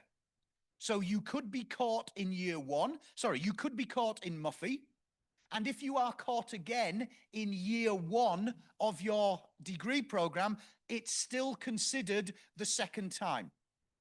If you are caught a second time, you will fail that subject immediately, which means you will have to repeat the entire subject. Doesn't matter what you've done in other tests or other assignments, because it's your second offense, you will fail the subject straight away. Third time, and this is where it gets insane. Again, doesn't matter if it's the same year, doesn't matter if it's the same subject, but if you are caught for a third time, say goodbye to the university. You're out. You're gone. It doesn't matter whether this happened in your final exams, in your final year, you will leave the university. They will throw you out. They will expel you. Doesn't matter if you've completed 99% of the degree, you are not graduating from Monash University. That's number one. Number two, that misconduct will be reported to the embassy. So your visa will be revoked immediately, and you will find it very difficult to apply and get a second student visa because of your failure the first time. Number three, this goes on to your permanent student record, which means if you then go, oh, it's okay, I'll apply to another university, that other university will be told about your offenses, and they can use that as a reason not to enroll you. Oh, well, you were kicked out of Monash, you're not coming here. This follows you round your academic life like a criminal record. It can even affect applications for jobs. Because if you are applying for a job and somebody asks to see your student record, they might be informed of your cheating during your university studies, and it's a perfectly good reason for them not to give you a job. This is how severe and important the university takes this type of behavior. You will be found out, you will be caught, and if you continue to do it, you will be thrown out of the university. That's not just Monash, to be honest. This is fairly standard procedure at any university, any good university around the world. So please, again, focus on what you're doing. If you're not sure at any point, ask your lecturer. If you're not sure about, can I do this? Can I do that? Is this okay? Is this not okay? Ask your lecturer. They are the best source of information for you to use. And if you choose not to use them and you are caught, it's your fault. You cannot come back and say, oh, but you have an opportunity to check. So please take note to these. Plagiarism is the most common form of academic misconduct. This is where you take words and ideas and theories from somebody else, normally a textbook, a website, a magazine, a journal. You put it into your work and you don't show where you found the information from. Basically, what it says is you are claiming that knowledge as your own. You are saying that that was my idea. I came up with this idea. It's my opinion, it's my attitude, it's my knowledge. When you use another person's words as your own.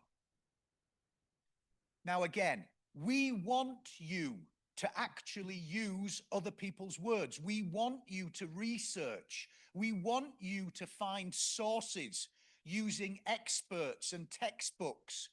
But when you find that information and you use it in your own work, show where you found it. This is what citations and references are for. And if you are not clear about what citations and references are, that's why you're taking English this semester, because this will be taught you. This system of showing where you have found information is probably the most essential piece you'll learn this semester. It's called research. We want you to go out and find information. In this subject, MUFY, or in this program, you'll probably be doing about 20% of your work will be researched. First year, 30%. Second year, 50%. Third year, 70%. If you go on and do a master's degree, it's probably closer to 100%. And if you do a PhD, it's guaranteed to be 100%. If you want to be successful at university, you must learn how to research and you must learn how to avoid plagiarism, because you will be doing this every single year that you study at the university. It's probably the biggest jump from how you studied at school to how you study now at college and university. At school, it's the teacher's job to give you the information. At college, at university, it's not their job. You have to find it. They will guide you, they will help you, they will give you advice, but they will not give you the information. That is what research is called. It's you finding information and data. And the quicker you learn how to do it, the more successful you will be at university. And those students that don't learn how to do it or are too lazy to do it, I'll see you about 5 or 6 times in the first semester, and then believe me, I won't see you again because you won't be here. How to avoid plagiarism. Again, this is used through a system of citations and referencing. And if you don't know what that is now, again, English is the subject you need to be spending more focus on in your first semester, because your lecturer will teach you how to reference and how to cite. Again, and it's not just this course. This continues when you get to university, any university, not just Monash. Collusion. Collusion is where you and a friend work together to produce a piece of written work, and then you hand it in saying that you worked on your own. So collusion, so this is only for individual assignments. If it's a group work, of course you are allowed to work together. But if it is an individual assessment, you must do the work, or at least you must create the work on your own. How this works is essentially 2 students work together, they copy each other's work, they hand it in as an individual assignment, and when the lecturer sees it, the similarities are too great. The sentences look the same, the examples look the same, the references are exactly the same. Now let's just put this into a kind of a context. Let's say that you are a good student, and you actually went out and did the research and found the sources and used the information correctly. You produced an excellent assignment. Then your friend says, "Oh, it's late. I've been busy. Can I borrow yours?" And they copy not just all of it, but even parts of your assignment and use it in their assignment. You both fail. Not just the student who borrowed the work, but you will fail as well, even if you did the work. The university rules are extremely clear on this. You both fail. So I'm not saying don't share ideas. I'm not saying don't share resources. But what I am saying is, when you come to produce the work, when you come to actually type your answers, type your reports, do it in isolation. And once you've created it, don't hand it around to your friends for them to see. Because if they use it and you're caught, you both fail. That is collusion. Ghost writers. This is where essentially you pay someone else to do the work for you. There are a lot of websites online. Personal experience, marketingessay.com. This is where ex-lecturers, or even dumber, ex-students have written assignments, and they will sell you their assignment instead of you doing it yourself.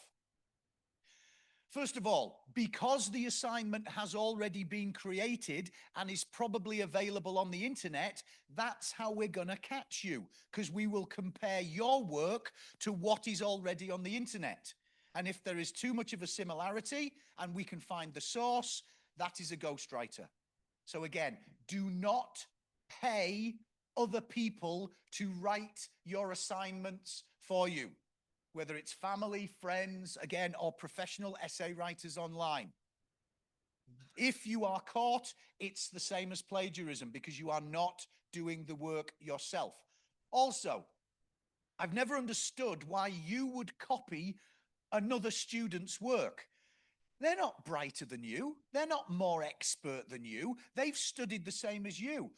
If you're going to copy someone, copy an expert. Don't copy another student. They're probably dumber than you. Why the hell would you copy someone who's not as intelligent as you? Doesn't make sense. But the point is, don't go to these websites. Don't use them. They are being closed down regularly because universities are discovering what they are and they're taking legal action against them.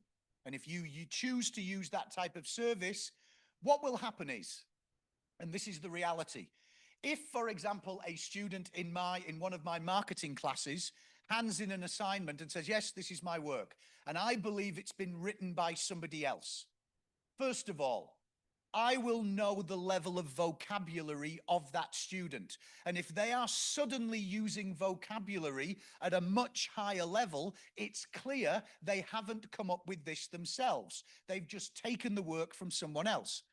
So if I expect a student, or I believe a student has been using a ghostwriter, I will interview the student after they hand in the assignment. I will ask the student, okay, so this phrase, what does it mean? If the student can't answer questions about their own work, then it's clearly not their own work. So lecturers will interview you if they feel that you have taken the work from someone else. Fairly easy to see, to be honest. Recycling. Occasionally, assignments get recycled. It's not as eco-friendly as it sounds. What it means is, and it happens, is that the lecturer that teaches that course is too lazy to come up with a new assignment or a new topic. So they give the students a topic that was given maybe last semester or the semester before. If you have a friend in the semester in front of you and you borrow their work because it's the same assignment and hand it in as your own, that's still plagiarism because you are not doing the work yourself. So again, similar situation. You are taking somebody else's ideas and you are saying they are yours. This is still plagiarism. This still points to failure.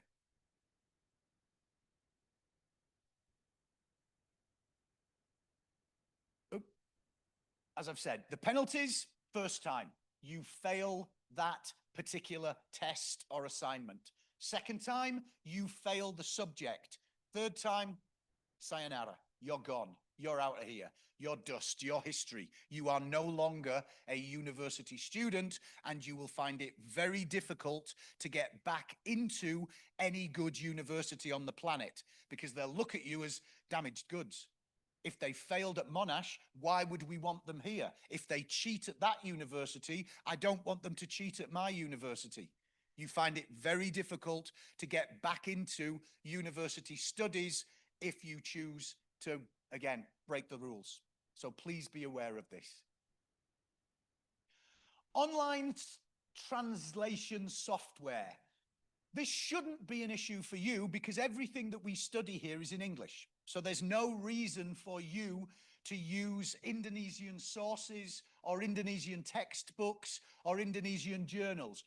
But if you do, just be aware that online translation software is not perfect.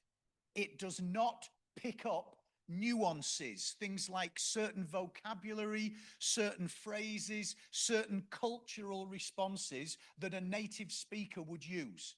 It's very mechanical. It sounds like a robot has written the assignment, not a human being. And so if you use online translation software, it can be very clear that it's not particularly accurate. It doesn't translate things perfectly yet.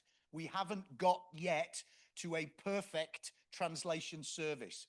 So if you choose to use it, be aware that you need to reread it yourself and potentially need to edit the work before you hand it in, because there might be vocabulary that just looks odd or unusual to a native speaker. Dun, dun, dun, dun, dun, dun.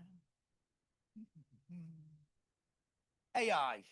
As I said at the beginning, the university is transitioning towards the use of AI. Eventually, the university will allow it to be used. But at the moment, there is zero tolerance because the university does not know fully how to adapt it into the way that you study.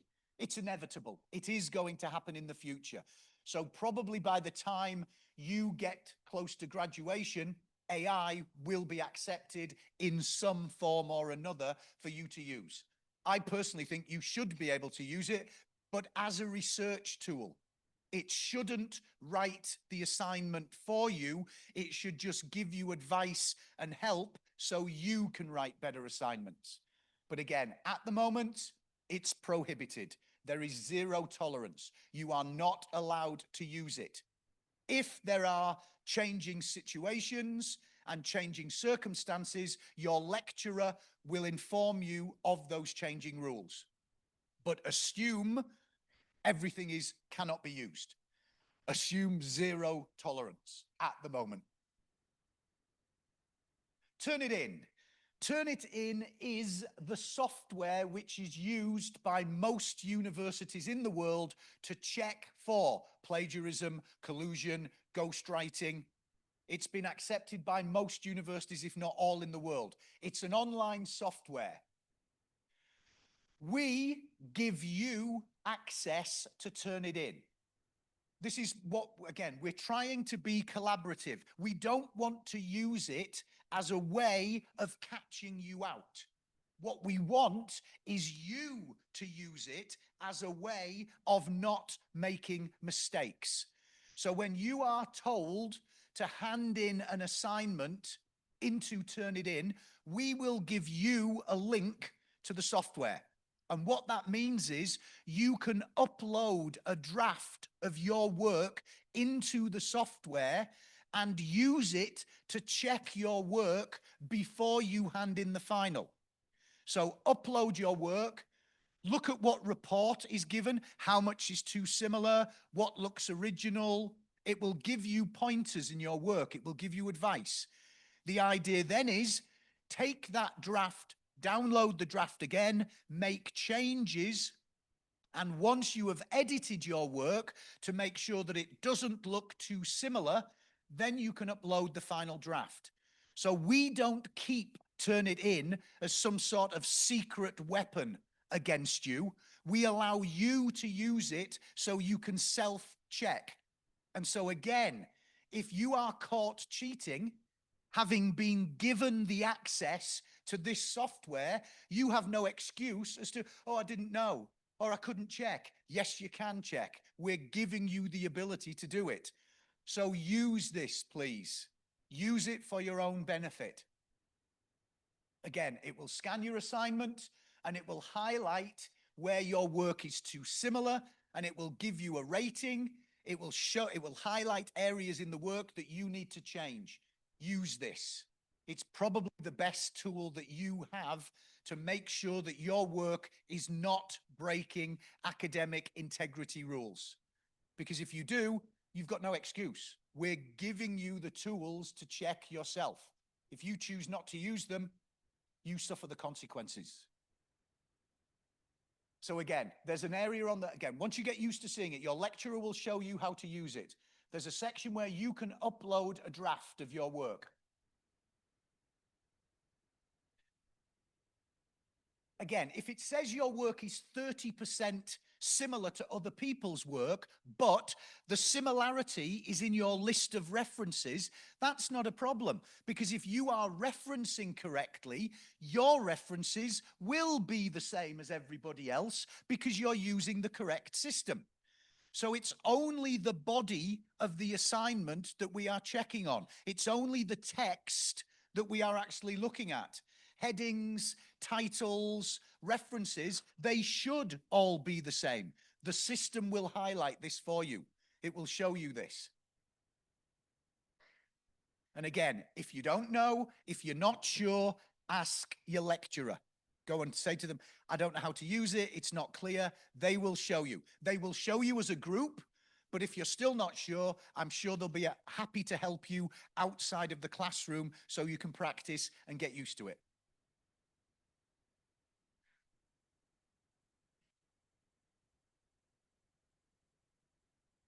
Again, if you are asked to hand in the work to turn it in and you just send it directly to the lecturer attached to an email, that's a 0. If you are asked to use this system, you must use the system. And if you don't use the system, you may end up with a 0. Again, the second time that you upload your work will be the final draft, the one that you want marked. That should be, again, after you have edited and looked at your own work and made the necessary changes.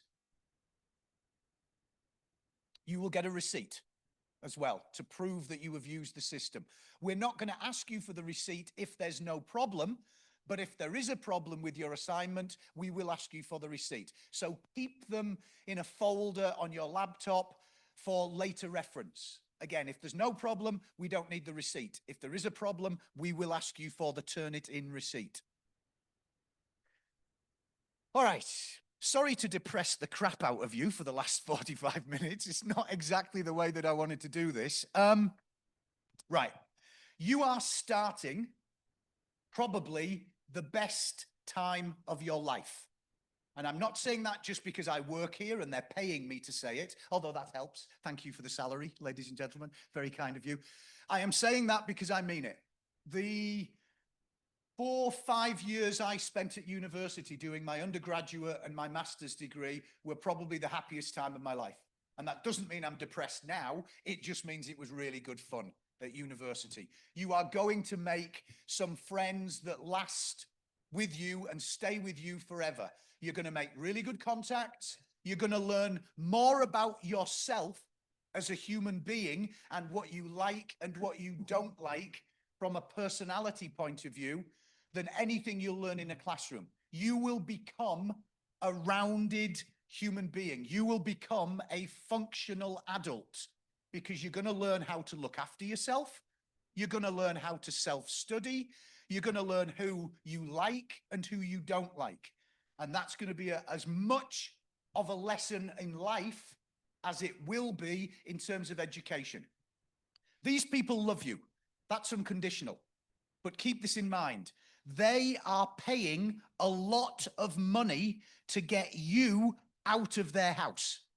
They love you, but they want you gone. They've had to put up with you for 16, 17 years now, and they want their life back. So just think, they love you very much, but they are paying a lot of money to get you out of Indonesia. They want to turn your bedroom into an indoor swimming pool or a roller disco or something else. Seriously, they're spending a lot of money. And again, thank you very much for my salary. I know I keep saying this, but it's important. But they want you not just out of the house, they want you out of the country. Remember, the first time you come home from university, don't be surprised if all of your possessions are in boxes in the garage because they've tidied out your bedroom. The second time you come home, don't be surprised if they've actually moved house and not told you. So you turn up and someone else is living in your house. Again, they love you very dearly. They've done their best to get you here. Now it's on you. And if you don't take this opportunity, you will regret it for the rest of your life. And it starts now. At school, as I said earlier, the responsibility is the teacher. At university, it's on you. Accept that responsibility, work hard, have fun, and you will have the time of your life, and you will set yourself up for success in the future. because a good education leads to a good career, a good job, and you can pay them all the money back that you've spent on their education. They can give you back later. I know you've kept a bill. You'll have a folder on your laptop with itemized, well, we spent this much on books and this much on school fees. They will be able to pay you back. Think about getting all that money back in the future when they've got a good job and a good career because they did well at university. So it's as much for them as it is for you, but it's now your turn. They've done their best. Your turn to prove that you were worth it. Your turn to prove to them that they made the right decision and that you can handle this. So good luck. Again, I hope to see you today and in about 8 months' time, and anything in the middle, shit. Not a good situation. Thank you very much for listening. Thank you very much, Mr. David. Okay, I know you guys are hungry because rightly so. It's 12 p.m., 12 o'clock sharp. Okay, like by 1 minute, one. That's a record. Okay. Perfect timing. Okay, a little bit more announcement. I forgot to mention that we have an outing, which you guys will spend 2 days and 1 night outside together with us, of course, chaperoned by us. And you guys will be having an outing from JIC at around on November 21 and 22. So if you are planning to go abroad, please remember that date to keep that date closed or open. So you guys will still be here during the outing. Okay, I know you guys are hungry, so you guys will be having lunch in the 7th floor. Parents, you guys will be having probably in the VIP room, although because we have like a very limited space right now, so some of you will be having your lunch in the VIP room, some of them will be having lunch in the main hall of the dining room. Okay, I have Pak Henki, Mr. Henki here, Mr. Henki, and also Mr. Heru. Mr. Heru? Okay, they will be guiding you guys to the dining hall. So let's start with the parents. Yeah, students, you can wait, of course. Okay, parents, please stand up and careful. Mr. Henki here is gonna lead you guys to the elevator and also get you guys to the 7th floor. We'll be here again at 1 p.m. Yeah, and continue our session. So let's return to this auditorium by 1 p.m. Okay, go ahead, silakan, Bapak Ibu. Students, be patient, okay? You guys can take it, don't worry. Let our parents eat first. Also, if you guys are planning to do join clubs, maybe some of the members won't be here because they have classes after this, but feel free to scan the registration form, okay? Also, third day is game day. So after your math placement test, you will still have like a fun session where you guys can bond with each other. Okay, let's wait for the parents, yeah?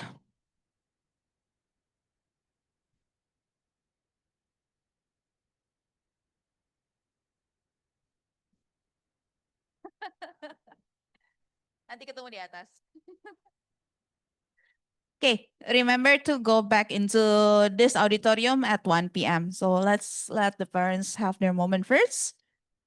Of course, you guys can wait. Which section should go first, yeah? This one or this one? No response? Mau yang mana duluan turun? Yang ini atau yang ini? Enggak. Yang paling kencang deh suaranya yang duluan. Sebelah sini?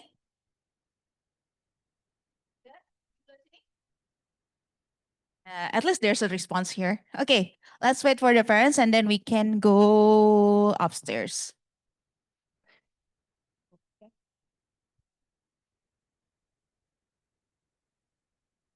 Hi, kids. Oke, kayak tadi I sudah bilang, like what I said before, if you guys want to join any club at all, feel free to scan. Some of the club representatives wouldn't be here because they have class. Mereka juga ada kelas. So just scan the QR code that's available on the desk, okay? Kita tunggu parents saya sedikit lagi ya. Mungkin like 5 minutes.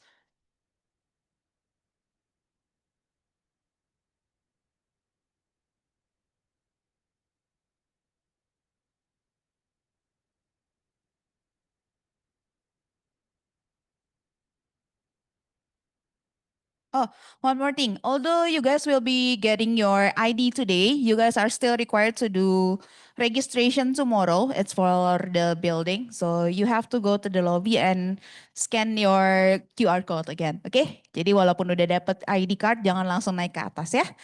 And one more thing, Miss Bella told me that some students have not scanned their document but already here. So students by the name Darren Law, sir, Josh Nicholas Lian, and Karen Nicole Jong, Nadia Zoe, Rainer Ernest, and Valerie Sherfy. You guys are required to go to the scanning room. Okay, you can have lunch first, but after that, if you have time, please go to the scanning room, or at least after enrollment you can go there. Karena kalian belum scan documents ya. Jadi ingat ya, Darren Low, Josh Nicholas, Karen, Nadia, Rainer, and Valerie. Please don't forget to do the document scanning. Okay, Kak Zaidan, is the coast clear? Okay, which one ya? Because this one responded more. Okay, please come ahead, go ahead. Please get back to this auditorium at 1 p.m. ya.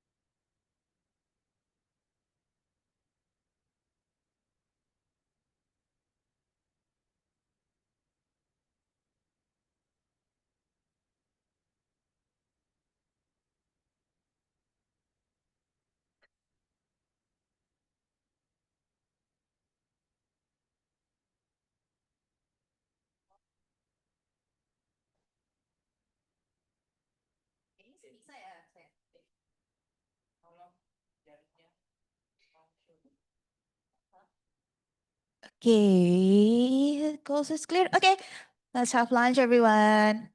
Please get back to this auditorium at 1 p.m. ya.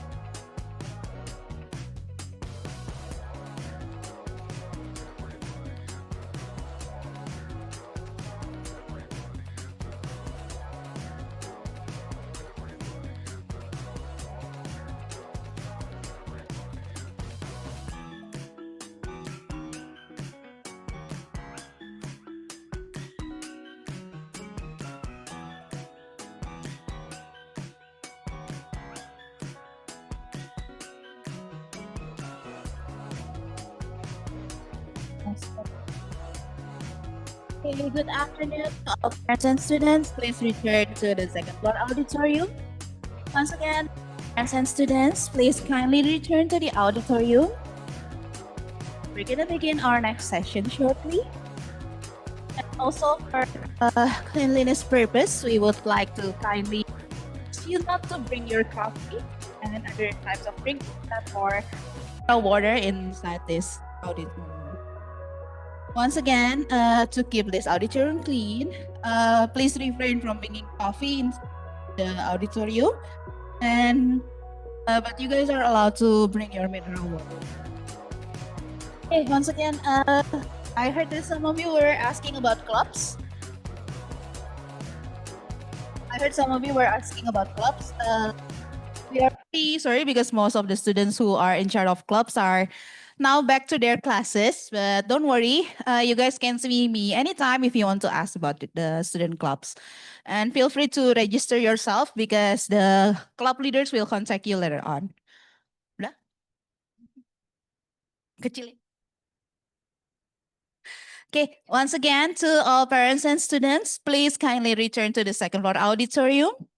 To all parents and students, please kindly return to the auditorium and take your seat because we're going to begin our next session shortly.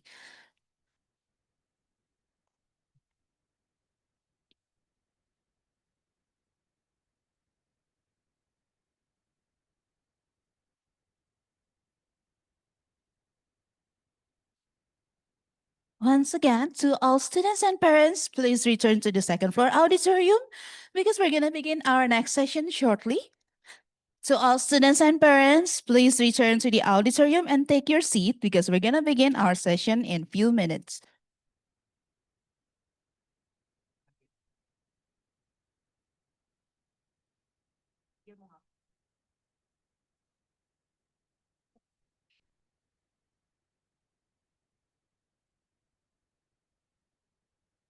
To all parents and students who are still outside, please return to the auditorium and take your seat.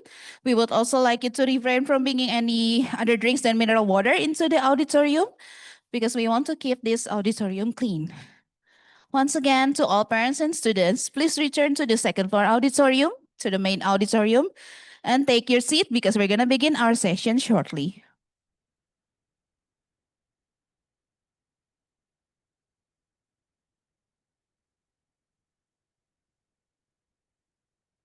Rundown boleh nggak, Kak? Rundown boleh nggak, saya?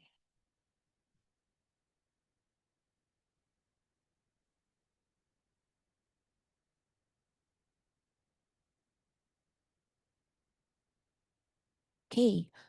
To all parents and students, please return to the auditorium and take a seat because we're going to begin our session after this. To all of you who wants to maybe register to clubs, don't worry, you can still register anytime you want. Just feel free to scan on the QR codes outside. We are pretty sorry. We are really sorry because most of the club representatives are back into their classes. They have to continue their classes, so they are not here right now. And also, I would like to go through the rundown once again. After this, you guys are going to have enrollment with Miss Francisca Lai, who is our academic director. And you're going to have books distribution in the third floor library.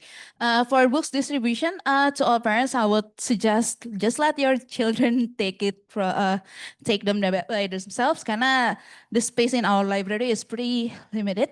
So it's better just to have your students queue for it, your children to queue for it. And then while waiting for them, you can sit in the sofas or in the student lounge. Okay. For day 2, as previously said, you will be having a transition to university session with Miss Bella Amelia, who is part and leader of our international placement team. And then warm welcome from Monash University representatives.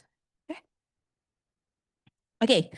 And then on day 3, you will be having a mathematics placement test. Once again, I would like to stress this out to you. Please bring your laptop. No iPads is allowed, no phone is allowed, okay? So the only thing you can use to take the test is your laptop.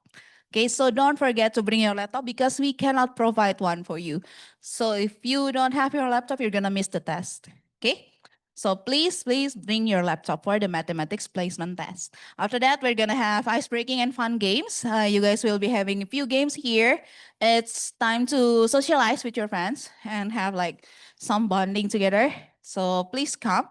As for parents, for the third day, you don't really need to come. So just feel free to get your kids here and then let them experience the orientation. As for the second day, we do encourage you to come, but if you have work or other things, we do understand because tomorrow we will have a briefing from the Monash University representatives also.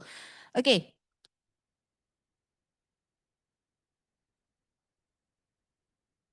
Once again, a few reminder to return the COC consent form.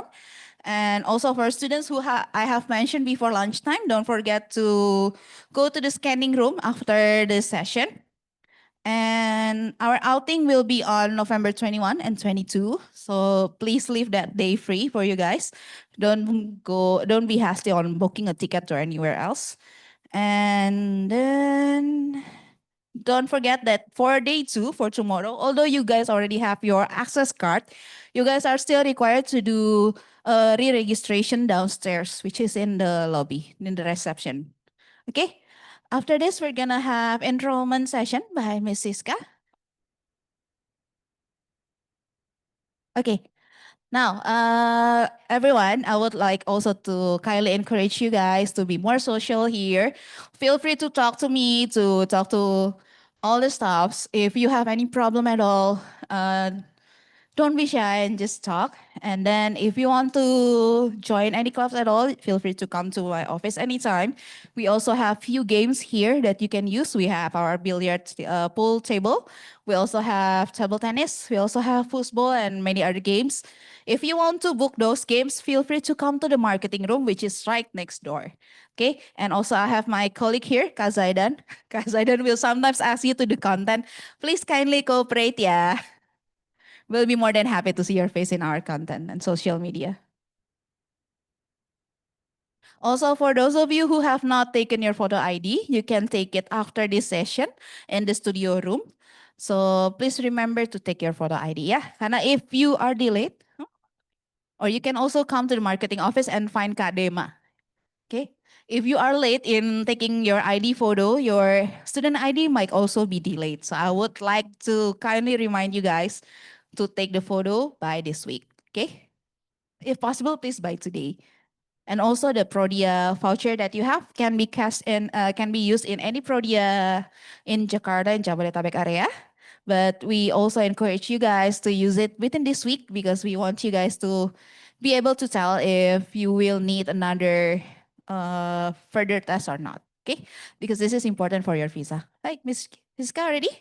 All right, guys. After this is the academic orientation with our academic director, Miss Siska. Please give a big round of applause to Miss Siska.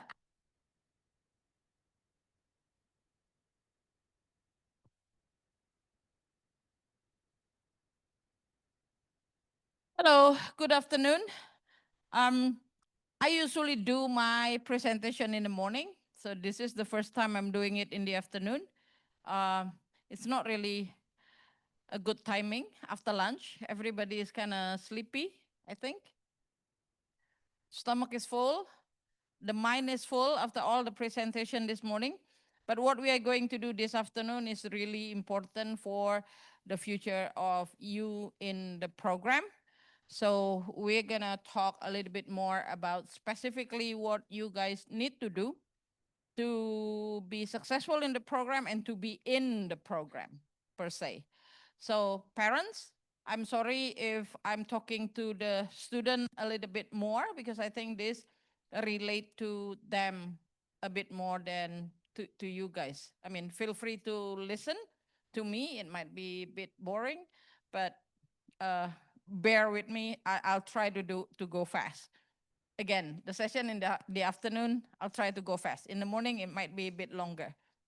So welcome to JIC. I guess the speaker this morning, Ms. Kiandra, Mr. Henderson has talked a little bit about JIC in general. So I'm just gonna quickly go through this. We were founded in 2002 with the diploma program for Monash University.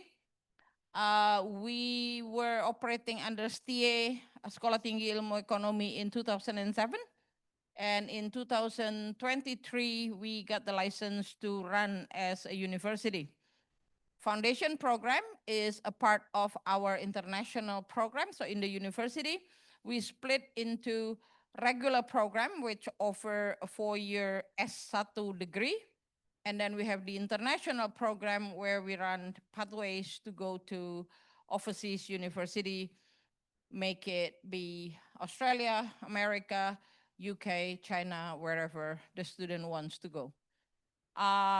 We have been in existence for 23 years now, and I think one of the reasons is that we are pretty successful in running the program that we have. We always have great result per semester, and this is comparable to all other Monash College providers, whether it's in China, Sri Lanka, now Bangladesh, Malaysia, Singapore. Where else do they have the program? I couldn't even remember some of them. And Melbourne itself. Melbourne, they run diploma, they run foundation, but most of the time our result is better than the program in Melbourne. We are, again, like I said, we started 2002 with Monash, and we are still partnering with Monash now. So that in itself is a vote of confidence for parents and students that we are serious in running the program. We are running a good program, therefore Monash agreed to keep working with us. We are audited by Monash College every 3 years, and again, the result has always been good. Our US program, we send students with scholarship. We are accredited as an institution. And a story that I would like to tell about our success story is our legacy enrollment, in which we have little brother, little sister, nephew, cousins, the neighbors' kids, my dad's friends, daughter, or whoever. So the word that come from our alum plus their parents bring in new students to our program. And I think that's only happening because we are pretty good in doing what we are doing. Otherwise, we are not going to have repeat customers in a business term. And now our foundation has built this building for us, a 20 stories building, because we don't have 4th floor, we don't have 14th floor, we don't have 13th floor. So even though the ballroom is on the 23rd floor, I think we are actually on 21 stories. Anyway, just an intermezzo. So we have this building built for us. At the moment, JIC and Uniji occupying the ground floor to 12th floor. That's where the executive offices are. And then above those are used for our sister companies for the moment. We do plan to lease some of the spaces if any of the parents have companies that need a space to rent. We do have spaces up there, but once our student number grows, we'll move up bit by bit if we need more rooms. So that's the reason why we are not selling the floors, but we're just leasing them out so that we can use it whenever we need to. And hopefully that will happen soon. So our partner is Monash University, Western, and then a bunch other universities all around the world. And I guess I have to go back to the beginning of my presentation. Dini mentioned my name, but I have forgotten to introduce myself. My name is Francisca Lai. I am the academic director here, and I have been working with JIC since 2005. So this is my 20th year. And I've been, Dini was keeping tally of how many times I do this orientation. I think this is about my 104th orientation or something like that. Anyway, it's a record that I could brag about a little bit. Okay, so we are successful because we are offering quality education. Our alums that has studied with us um, is a proof of that. They study with us, they continue on to whatever university they choose to go to, finish their degrees, and then move upward to the business world, whatever that is, whether running their own companies or working with international companies out there. Few of them decided to stay overseas, whether it's in Australia or America. But generally, students coming back to Indonesia and do bigger and better things. So we have the curriculum that is, I think Henderson touched on this a little bit already. Our curriculum is designed by our partners, and for foundation year, for example, the curriculum is designed by Monash College under direction of Monash University. And we have nothing to do with the curriculum. We cannot change it even if we think it's not good, because it's already been kind of science seal delivered. We can only deliver the program. We cannot make any changes.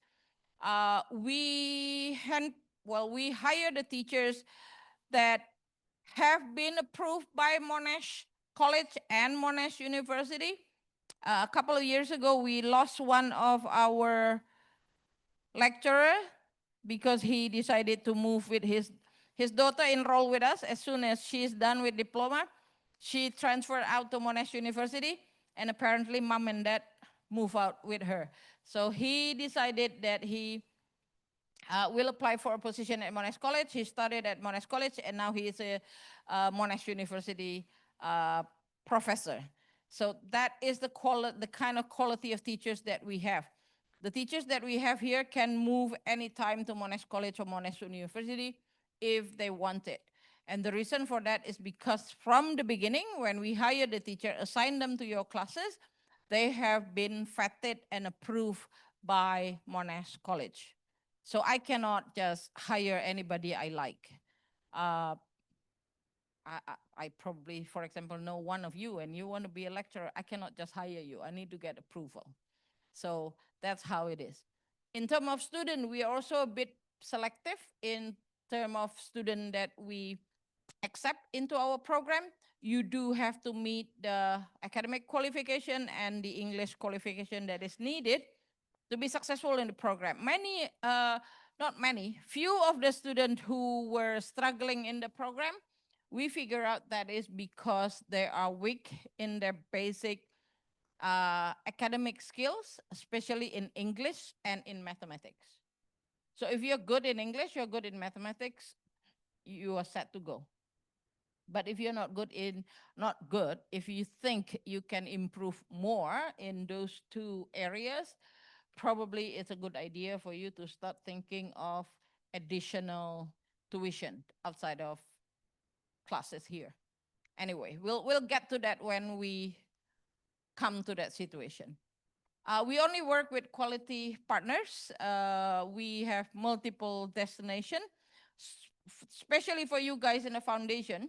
You guys can go anywhere and do basically anything you want once you complete the foundation program. You could do whatever degree as long as you take classes that, or units or courses that is required by that degree, whether it's in Monash or in any other university.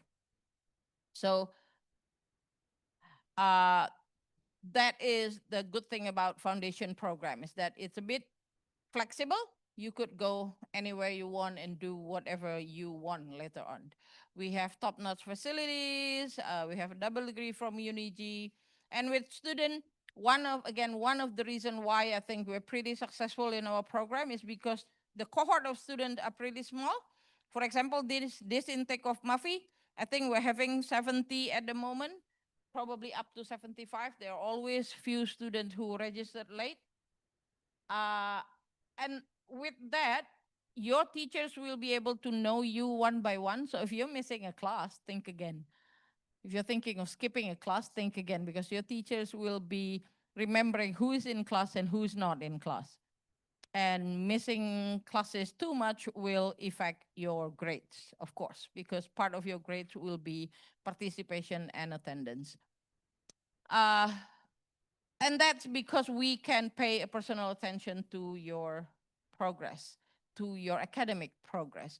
If the teachers are thinking, for example, we have our diploma and Western program that started 2 weeks ago.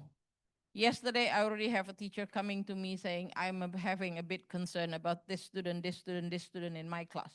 What should we do? And we are only in week 3. And we can do that because our cohort of students are pretty small. If you go to Melbourne, for example, they might have 800, 900 students per cohort. And that way it's a bit too tricky to really pay attention to student personal progress. So that's where we are excelling in, I think. With that, we also have a close pastoral care. Students come to us with all kind of problem, all kind of situation or matters that we can help with, and make sure you do that. If you think you are having problem in class with whatever that is, assessment, class materials, teachers, group assessment or whatever, come to your teachers and talk about it. If your teachers cannot help you, come to the program coordinator. David Henderson that talked earlier in the day, he is the program coordinator for foundation. So if you think you're talking to your teacher and your teacher are not listening to you, talk to David Henderson. If he cannot help you, come to me. I will help you. If I cannot help you, I'll get my boss to fire me because that's why I'm here. That's why I am being paid for. Um, and again, I've been here 20 years, and I think for now, knock on wood, I haven't got any problem that I haven't been able to solve yet. So make sure. Some other student might say, don't go to Miss Siska because she's, galak and whatever. Don't listen to them. Come to my office, I'll give you candies. Candies always available in my office. We do have professional counselors available on campus. You just need to make an appointment. We have 4 counselors at the moment. 2 of them are licensed psychologists. The other 2 are licensed counselors. They're not psychologists, but they're licensed counselors. So any problem that you might have, feel free to talk to the counselors. Everything you discuss or whatever will be a confidential information with the counselor, unless it is something that is so important that it need to be brought up to either the parents or to probably a more professional people, because we do sometimes in the past we do deal with students that have a very specific case that we think we cannot handle. So we will refer that student back to the parents and then to professional people. We do have procedures for that. We have good parent-college relationship. I know you guys are thinking, I'm out of high school. Why am I still being monitored by my mom and dad? I'm sorry. You are still pre-university student, and we still consider you in the time, in the period where you are kind of adjusting to university life, but also trying to leave your high school kind of setup behind. So we are trying to be very mindful of that. In many things we might not be talking to your parents about because we don't think they need to know, because you guys are going to university. Once you are in the university, the parents have no jurisdiction over you anymore, but still they do now. So I'm sorry to the parents if Bapak Ibu call us want to have specific information on your kids. We might not be able to provide you with that because we do adhere to the confidentiality procedure. However, if we do think that you guys need to be involved, we will be the one contacting you and let you know the specific situation. Okay? We have PTM, parent teachers meeting, that we do once a semester. They don't do this in Monash College in Melbourne, but in Indonesia, I think we still need to have that connection. Sometimes parents do want to know how the kids are progressing and so on and so on. And we give this time to do that. Uh, if you think you do need to talk to the teachers during this session, please make sure you come.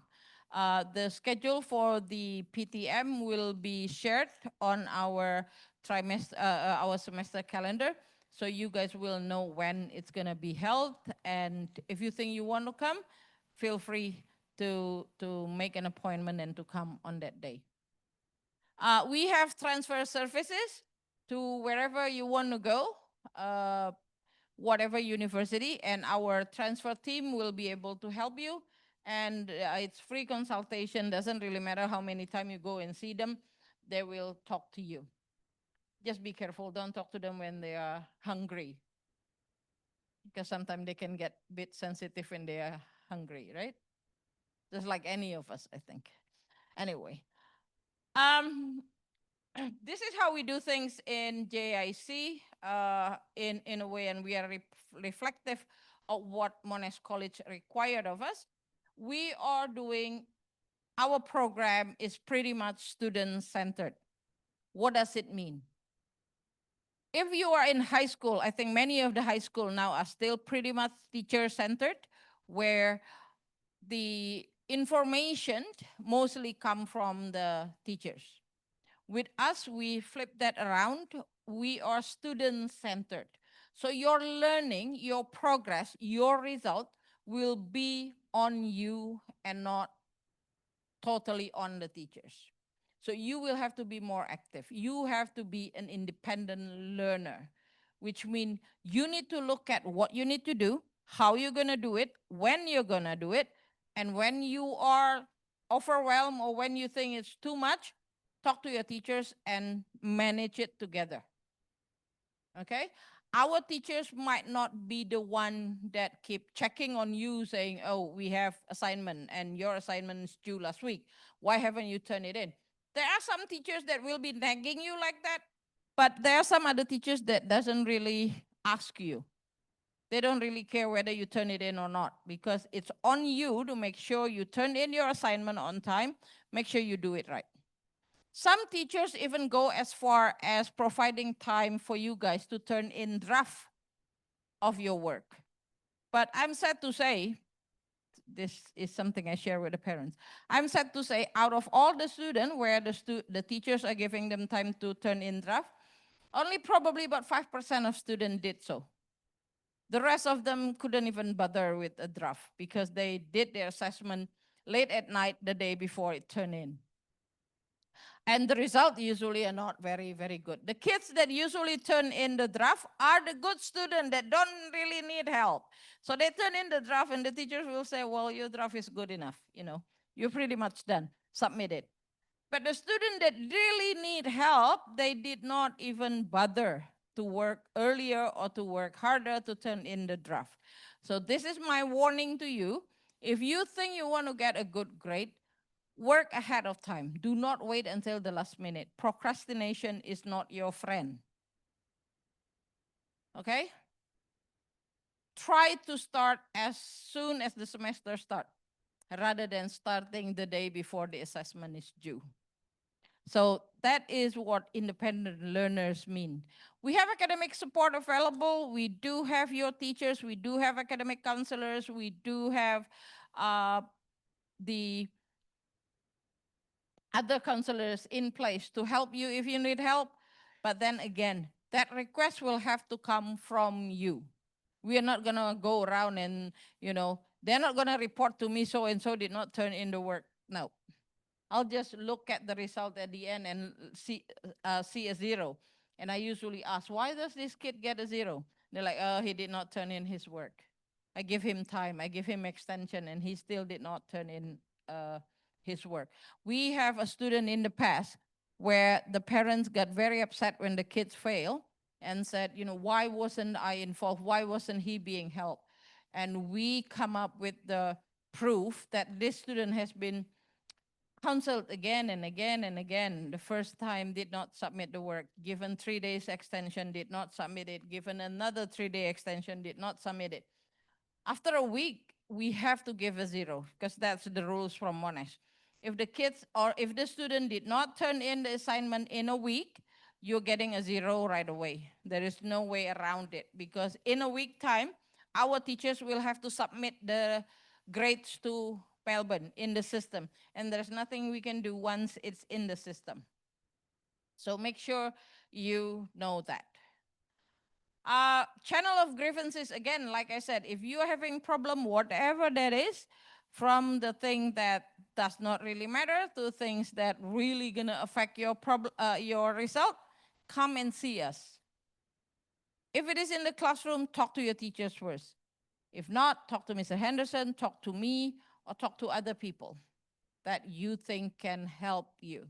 But then again, if you don't know who to go to, just come to me. I will direct you to the right person. To see me, my office is in the 12th floor, and I think students have no access to that.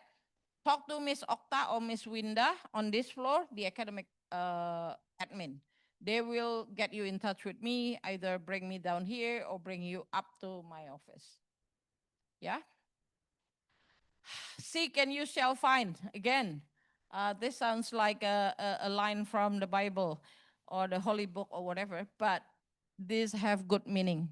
Unless you are looking for it, unless you ask for it, people will not know that you need help. Okay? Expectation for student, you need to have a self-discipline. When class start at 8, you need to be here at 8, not 8:15 or 8:30. Some of the teachers will just close the door and will not let you in if you come in late. So first day of classes is important because that's when each of the teachers set up the rules for that class. Once the rule has been discussed and agreed on by the teachers and students, I cannot step in and change the rules. Okay? So my title is probably sounds grand, but most of the time what happened in the classroom is most of the time handled by the teachers and students. So if you're having problem with the class rules, have a discussion with the teacher in the first week. And then try to make adjustment. Do you want to talk here? Proper conduct as student.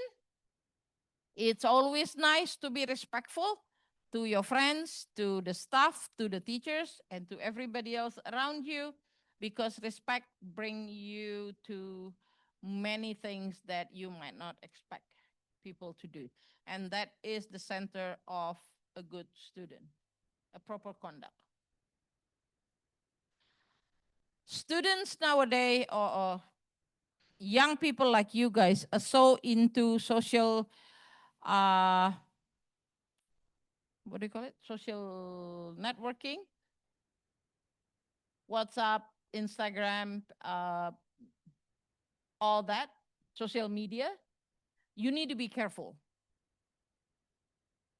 Many of Indonesian students in America are having problem because of their social media posts. The same with Australia and other places now. They're really paying attention on what you post on your social media. That is one. The second one, in Indonesia, there is a rules and regulation that manage the use of social media. I know some students are having a certain account that is blocked to us. They know my name and my social media and they block me from it, so I cannot even check the social media account. But there are some students, I know they are our students, that open an account and start talking trash about other people. The student, the teachers, the staff, or whoever. I want to ask you all not to follow or not to join those kind of social media posts. If we found out that you are following or you are posting something that is having an impact on a person, whether it's your fellow student, whether it's a teacher, whether it's a JIC in general, we are going to take action. I am now still in a conversation or in discussion about a student that we found out uh, set up one of that account, and another student complained about being harassed or bullied, and that is bullying. That is cyberbullying. So you need to be careful with that. Okay, so just be considerate. If you don't want others to do things to you, don't do things to other people. You are all here to study, and that should be your focus instead of dishing other people or instead of spreading rumors and stuff like that. You never know. It might come back and bite you in the back, and you don't really want that to happen, because all you want to do is studying. We have adherence to AI. AI here is academic integrity. I think Henderson has talked about this at length as well. If you fail to follow academic integrity procedure and policy, you will have an impact in your result. The penalty could be from deduction in your grades up to getting a 0, up to failing the whole program. So you do need to be careful. And again, this is not just in our hand. We have to report every incident to Monash. So if you are in breach of academic integrity policy and procedure, your name will be on the list, and that list will be sent to Monash or any other university that you might be enrolling in the future. So again, be mindful of that. I know it's so tempted to use Gen AI to help you with your work in school, but really, really be careful. Have a discussion with your teachers to what extent you could use Gen AI in your assessment. Some assessment do let you use that. Some others will not tolerate even a little bit of it. So make sure you have a discussion with your teacher to what extent you could do what and how. Okay? Respect, I mentioned that already. I'm just going to skip that. Grown up attitude. Again, you are one step away from getting into university, and you need to start behaving like an adult. What does it mean? Look at your mom and dad on the other side. They are the adults that probably becoming your role models. Adult take consequences of their action, whatever that is, a good, bad things, you have to take consequences of your action. Do not think you could do anything and it's something wrong. For example, the example with the social media post. Another student accuse you of bullying. You need to stand up and take the consequences, whatever that is. You cannot just run to mom and dad and say, oh, this has happened to me at school. Please take care of that for me. I would suggest mom and dad do not do that. Let them face the consequences themselves. Because this will happen to them once they go away. Sounds bad. Once they go away to Melbourne or to the US, you guys will not be able to help them if they do something in the university. So we need to teach them that. We need to teach them now that whatever they're doing, they need to think of the consequences. That's what being adult is. Okay? There's a good thing and a bad thing. Once you go to university, once you go to Monash, we have a parents that say, I cannot find my kids. I've been calling them for a week and they did not respond. Can you help people in the university look for my kids and let us know? The university will not take action unless you reported it to the police as a missing person. Then maybe they get involved. But if it is just personal kind of thing between parents and kids, they will not get involved, or they would not let the parents see the record of the student. So even if the parents want to say whether, I want to know whether my son is attending classes or not, you cannot. Once they turn 18, you cannot have requests over their record in the university. When my kids were in the university, I have to threaten them to give me access to the record. If you don't give me access to your record, I'm not sending you money. then they do it right away. Because before that, I was like, you give me access to your record. They were like, yeah, mom, I'll do it next week. Next week, next week, next week never come. So I was like, okay, I'm giving you 3 days. Give me access to your record or I'm not sending you money anymore. Boom, it happened. Here's the account, mom, here's the username, here's the password.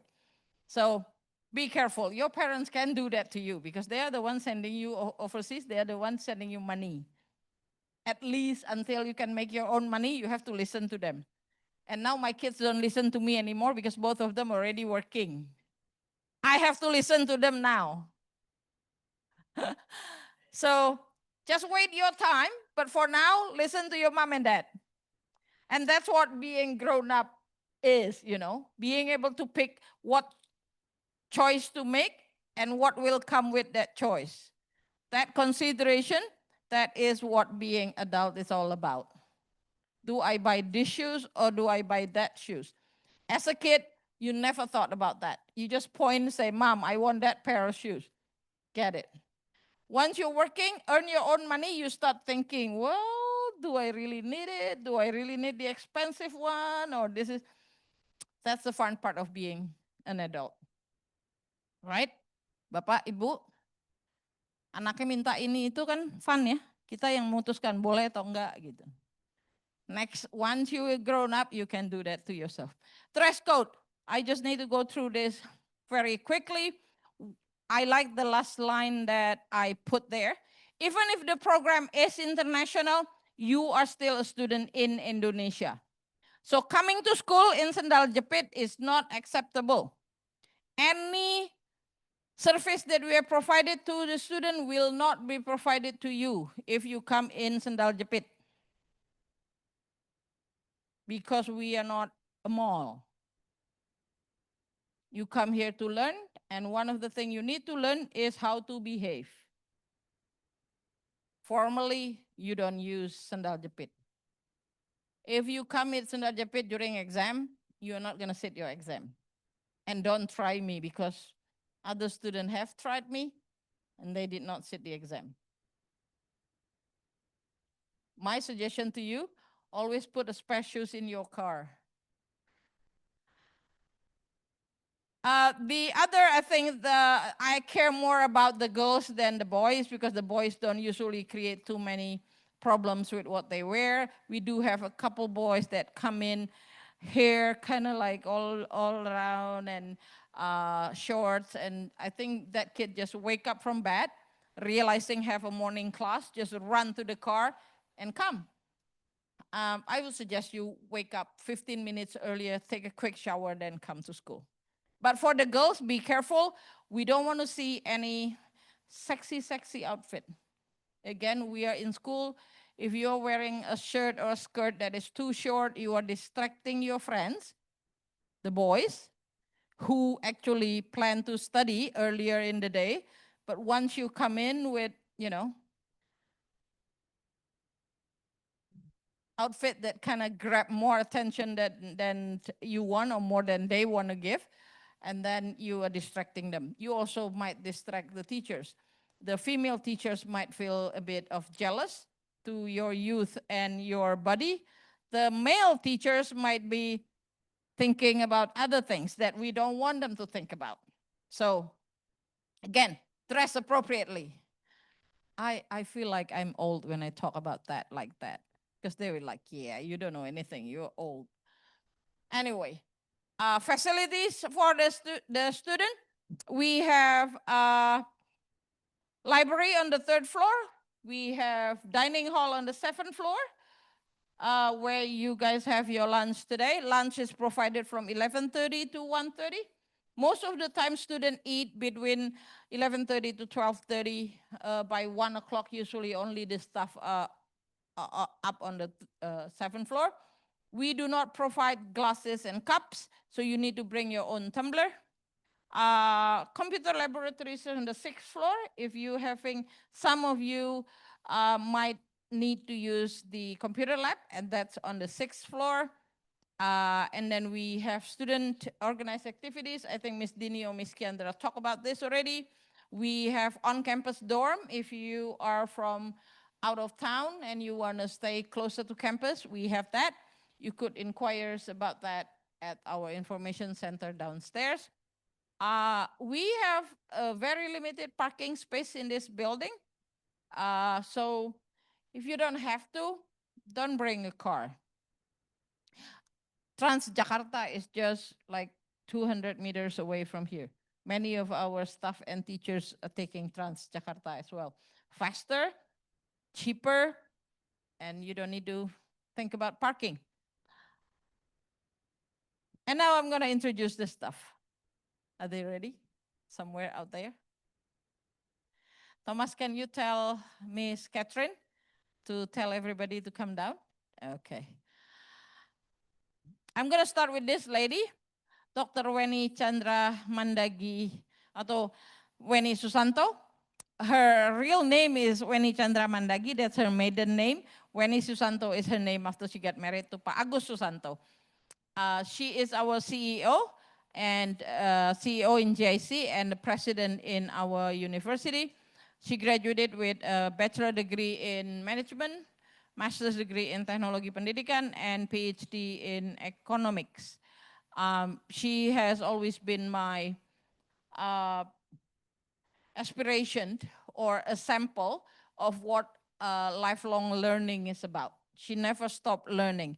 And when I am filling up my spare time watching drama Korea, she is filling in her spare time reading academic journals. So that's why I can never catch up with her in terms of academic status and position. So that's my name. Where is my picture? My picture is gone. I guess I'm here. You don't need the picture. Oh, there it is. So I am the academic director. Catherine Thomas is vice academic director. And then Mr. Henderson, David Ian Henderson, is a program coordinator for foundation. We three work together as the upper management in the program. So teachers do report to us if there is anything happening in class or with the program, we'll be notified through probably one of us. And again, if you guys have any concern about the class or the program, see any of the three of us. We'll be able to help you. Catherine have a background in psychology. She is also one of our counselors. David have a background more in business, and he is handling many of the marketing classes in our diploma and in our Western program. I do have academic qualification, but I don't teach anymore. I'm too busy with other things. Let me start with the teachers. At the moment, our diploma and our Monash College diploma and our Western Michigan program are still in process. So many of our teachers might not be available in person here. I see one Fikri. Fikri, come up here and accompany me. Probably others will come later, but I'll introduce who we have. We have Mr. Ahmed Nawas. Ahmed has bachelor degree in commerce, master's degree in business economics, and then doctor degree in research management. He is teaching mainly economics and statistics. Mr. Anderson have a Bachelor of Arts in TEFL, and I saw it there and didn't realize it's there. So my face will be that big earlier. Anyway, Henderson have a master's degree in applied linguistics, and of course he's teaching the English part. So you will see him, I think, in English too in MUFY. And then we have Ms. Denny Gungoro. Denny have a master's in information technology and hospitality management. Denny is teaching some of the ICT units, also some of the math unit. Ms. Eva have bachelor degree of science in industrial engineering, and Ms. Eva is teaching the more complicated math units in all of our program. Here you go, Fikri. Right. Good afternoon, everyone. My name is Fikri. You can see a bit more by my academic background up there. In terms of my professional qualifications, we're looking more towards areas of film, media, communication, journalism. This morning, I was teaching a subject called Media Challenges. In fact, right now I have a class going on. It's called Digital Storytelling, and that will give you an idea of the kind of stuff that I teach here, right? So I'm not sure how much I'll come across you guys because I teach in the Diploma of Arts program and the UniG programs primarily.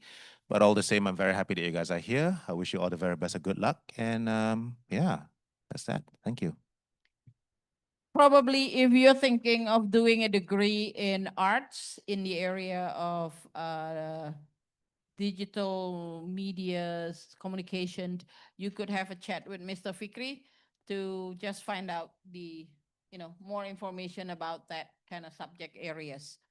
And then we have Giordino Julian Santoso with a bachelor and master's degree in computer information sciences, and he is teaching the ICT subject in MUFY.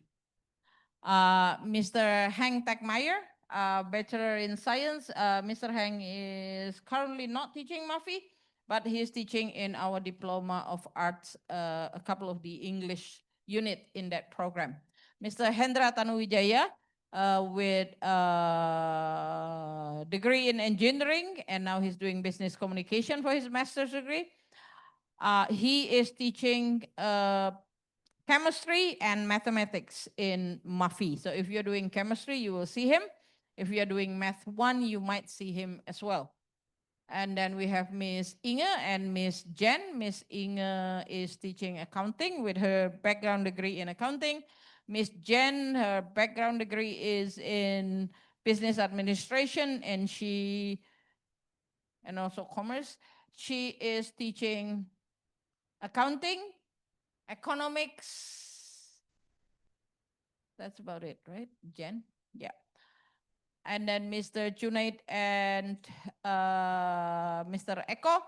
Mr. Junaid is our Dean of the Faculty of Business and Economics. He is teaching, he's not teaching in foundation year, but he is teaching in our Diploma of IT and Diploma of Business Economics.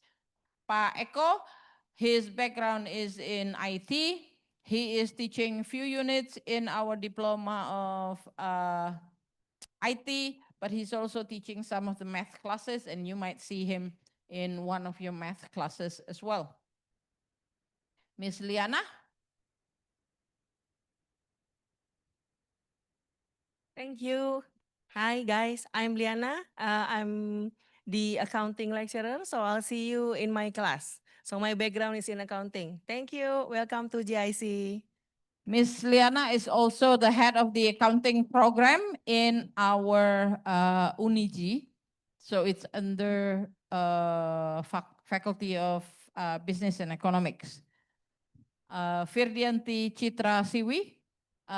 She has a degree in TEFL and American Studies, and she's teaching English 1 for you guys. So you guys are gonna meet her in your first semester. We have Miss Rehana. Miss Rehana has background in psychology. She's teaching psychology related units in Diploma of Arts, but she's also one of our counselors. So again, if you need to see her, let her know. She is a certified NFT practitioner who, and apparently that will help you if you're all stressed out and need relaxation methods in some way. EFT, not NFT. Okay. I thought I changed that already. Anyway, so she is a certified EFT practitioner. Okay, Mr. Ruben Garcia. Mr. Ruben Garcia he is another person that likes to study. Even though his background in his business, he is also teaching some of the units in IT and some of the mathematics. So if you haven't met a person whose hobby is learning mathematics, go meet Mr. Ruben. Because that's all he did in his spare time. He was working out mathematics problem and learning more things about mathematics and how to teach mathematics better. So that's his hobby. And Catherine, because you came in late, you need to introduce yourself now. I'll go back to wherever I have your pictures. It's okay. Hello everyone. My name is Catherine. My background is in psychology, so I did BA in psychology, Masters of Science in Industrial Organization and Psychology, and also Doctor in Psychology. On a day-to-day basis, I assist Bu Siska as the Vice Academic Director. So what it means is that it's not really a fancy job. Basically, whatever issue that we have with the students or with the parents, I help talk to the students, sit down with the students, try to figure out if we can resolve the issue before it gets worse, or sometimes it just needs somebody, to sit down with you, talk with you, discuss with you, and probably let you solve it as an adult. You are already a young adult, right? So yeah, so we also do deal with scheduling, exams, academic integrity breach. I assist in those areas. So parents, if you do have concerns, you can also either talk to me or directly talk to Ibu Siska. Or students, if you also have problems, first try to talk it out with your teachers first. And then after that, if you think that you cannot resolve it with your teachers, you can come to me or you can come to Ibu Siska, right? Or David. Oh, sorry, David. Yes, Mr. David. So welcome everyone. Thank you so much. So in diploma program, the contact person will be Miss Catherine. In foundation is Mr. Henderson. But again, like I said again, the three of us work together as a team. So any one of us that you approach will be able to help you with whatever situation you have.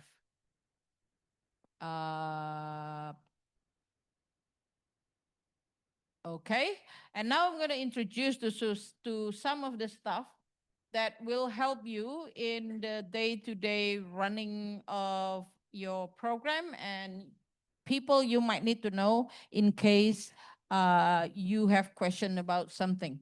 I will start from the beginning with our marketing team. So our marketing team is led by Kiandra Susanto, assisted by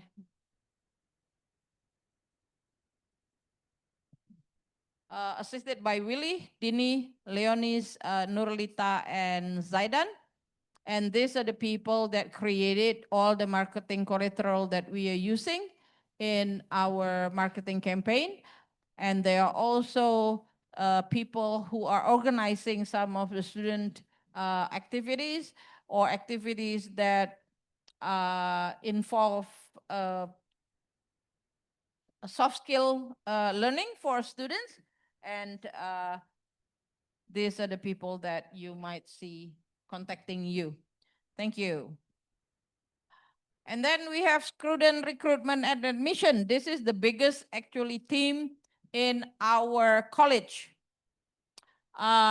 Student recruitment admission is led by Mr. Thomas and Miss Lydia, assisted by Heru, Elisa, Dalia, Kejora, Alvin, and oh, I don't have Hanky yet, Hank. I need to add your face in here. Kayak mau jalan-jalan. That is Miss Dalia to you. The one that laughed the loudest is Miss Dalia. Or Elisa. They should not be sitting or standing together. They need to be separated. So these are the people that you guys might already know, and especially I think parents know, because these are the front line of our college. They are the one that consult the student from the start. And if you guys have any question about destination degree or what university to go or whatever, you could always contact them and get more information. Thank you, guys.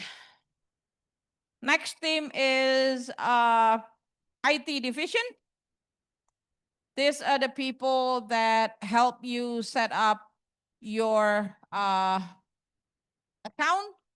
They are involved in assisting you guys later when you have your assessment, exams, also any problem with your laptop or whatever gadget that you need to be connected to. our system, you can contact them, headed by Mr. Sarwono, assisted by Yayan, Bayu, Alif, Iwan, Farel, Fausan. And at the moment, the boss is missing because I think we have an activity on the 22nd floor, and they're also in charge of all the IT-related equipment up there. The two bosses are gone. The two senior one are gone. Kesian banget sih lo orang. Okay, thank you so much. One thing, we have license for Office, Microsoft Office 365. So if you need to have a Microsoft Office installed in your laptop or your iPad, let us know. They can, don't let me know, let them know. They can help you with that. Okay? Their office is on the 11th floor. 11th floor, right? Yeah, on the 11th floor. So go see them. If you cannot access your account or you are having problem accessing Edis or Moodle later on, also go to them. They will help you with that. And then this is my team, directly under me, my academic people. Winda, Okta, Ella. I don't have pictures of Isti. I still have Buzaro there. Should have Diva. Sorry. Ms. Winda and Okta are the academic administration. The one in charge of foundation is actually Ms. Okta. Raise your hand. So if you need to ask any question about the program, Ms. Okta is the person to go. Pak Mursidi is our librarian. He doesn't seem to be talking a lot, but if you talk to our alumni, the person that they might remember the most is actually Pak Mursidi, because Pak Mursidi usually help the student when they're working on their assignment, finding resources, helping them with, printing or whatever. So, you make sure you get to know him and be friend with him. Ella and Isti is teaching. Isti is teaching, I think. Ella is doing something else. Anyway, thank you. And then finance. Whenever I introduce them, I always say these people might not be important to you, but they're very important to us. Because without them, we are not getting our salaries. So I do need to make a point of introducing them, or they'll get, salty and, maybe hold back on our salary a day or two. No, they never do that. But our our finance division is headed by Kathy. Kathy has been working with JIC ever since JIC started. So she is one of the senior people here. And then assisted by Nita in finance and Surya in accounting. These are the people that might be in contact with Bapak or Ibu to send invoices and also receipt. So if you haven't got the receipt yet, these are the people that you can contact to help with that. Thank you, ladies. And then we have our international office. These are the three ladies that will help you towards the end of your program before you transfer out. If you're transferring out, if you're not joining college for the next step, then you will need to deal with these three ladies, headed by Bella, Joan, and Teresia. Tere. They are the one that will process your document, process your application, process your visa later on before you transfer out. So Bapak Ibu, if any of these three ladies contacting you for documents, that because they need it for transferring later on. So they might not be in contact with you now, but I think towards the end of the first semester, after resulting in the first semester, they will start collecting more information for transferring out. Thank you, girls. Okay, so that's on the stuff. So we, at the moment, JIC have about 350 students, and those are all the stuff I have to run the program. So we're pretty well-oiled machine. We don't need that many people, but we do run the program pretty successfully. Now we're gonna do your enrollment. Can you get Okta? Bayu as well, right? For enrollment, what we're gonna do is you will have to log into our Moodle. So if you bring your laptop, you can open your laptop. If you don't, you have a tablet, you can use that or use your handphone. You will need to log on to lms.jic.ac.id and activate your account with username and password that has already been sent to your email. You got the email, right? With the username password. Have you tried to log in already? Already? Okay. Okay, try to log in that and then activate that account. Once you activated that, you can log into our academic system, that is EDIS, by https://edis.jic.ac.id.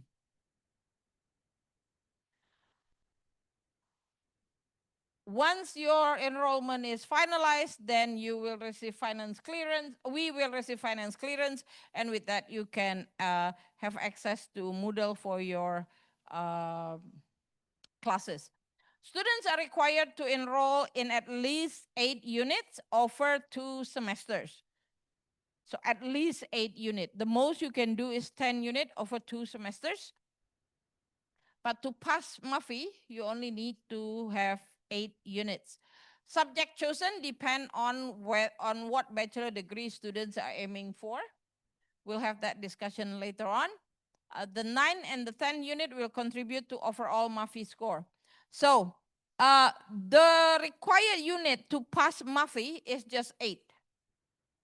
But you can have the 9th unit or the 10th unit if you are that ambitious to get a higher MUFY score. Okay? We'll figure out how that can help later on. Student can change the enrollment for the first week without penalty. So for example, now you think, okay, I'm going to enroll in accounting 1.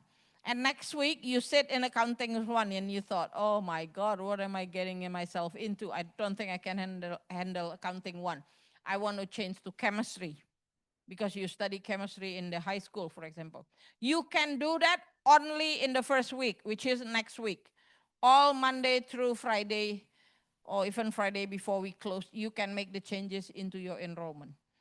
After that, after the first week, you can change your enrollment, but you will be charged for it. I don't think your mom and dad will be happy to pay more for you to just sit a class for a week. So if you want to make any changes, make sure you do it Friday next week at the latest. The latest time to withdraw from the subject is approximately week 8, provided no changes from Melbourne and no refund. What it means by this information is that if you don't want a fail in your transcript, you could withdraw from the subject. And on your transcript, it will appear as WDN, withdrawn. There is no grade attached to it, so you will not be regarded as failing that unit. But you still have to pay for that unit. So whether you complete it or not, after week 1, you have to pay. So this is how you select the 8 units. To pass MUFY, student must take 8 units, and the compulsory unit is English 1 and English 2. So you have to do English 1 in semester 1, you have to do English 2 in semester 2. And then unit 3 and 4, you can pick any unit. You can do 1 in the first semester and the second one in this. So this is how you're going to do it. Unit 1 and 2, English, it's a must. Unit 3 and 4, it could be economic 1, economic 2. It could be accounting 1, accounting 2. ICT 1 or ICT 2. It could be mathematics 1 and mathematics 2. Okay? So they have to be a pair. Unit 5 and 6 is the same thing. It have to be a pair. ICT 1, ICT 2. Physics 1, Physics 2. And then the 7 and the 8 could be any unit. So you could be thinking, first The first semester, I'm just going to study chemistry. And then you study chemistry, you pass, but not with good grades. And then you think, nah, I'm not going to do chemistry 2. I'm just going to do accounting 1 the next semester. You can. Because that is going to constitute unit 7 and 8. Doesn't have to be in sequence.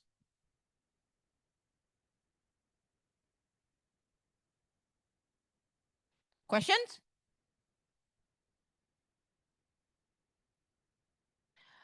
If you want to do 10 units, again, if you're one of those ambitious students that want to get the highest MUFY score, by the way, the highest score is 100. Yeah, you cannot do 105. 100 is the highest.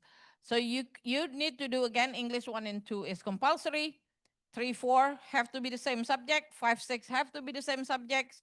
7 and 8 have to be the same subject. And then the 8 and the 9 of any units. Okay? This is just enrollment. This is just the unit you pick. But how do you calculate the MUFY score? I'm gonna go back to that later. Do I have that? Bye.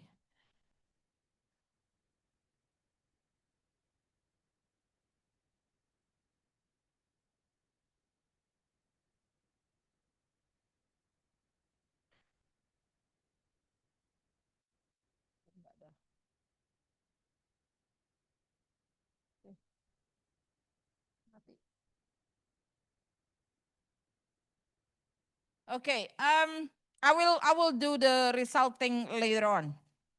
How we count the I think Mr. Henderson did it, didn't he? He did, right? How to calculate your MUFY score? Right?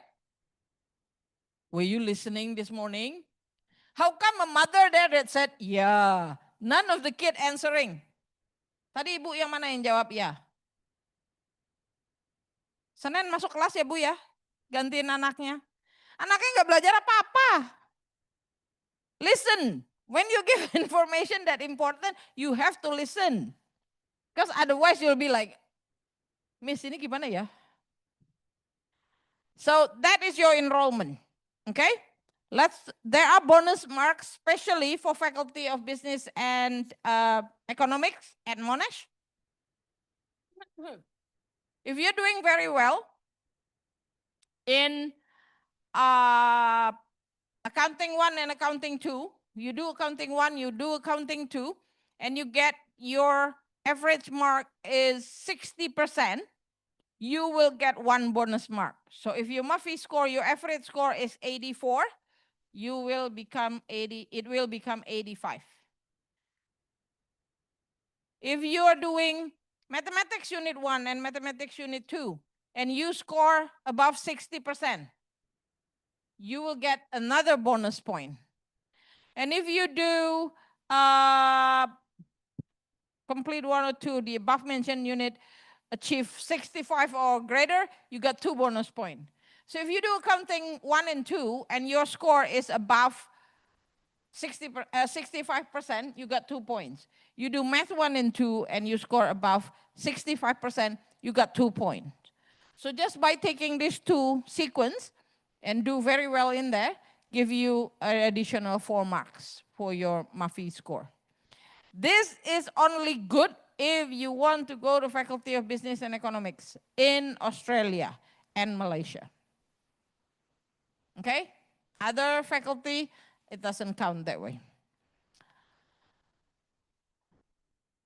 So I'll go back to what I asked you to do. Did you log into your Moodle?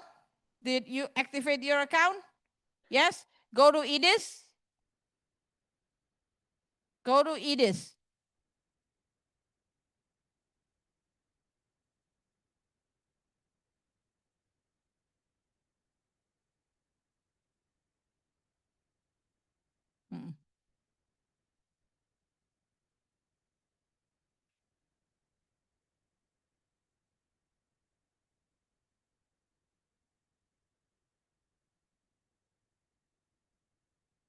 This is what EDIS will look like when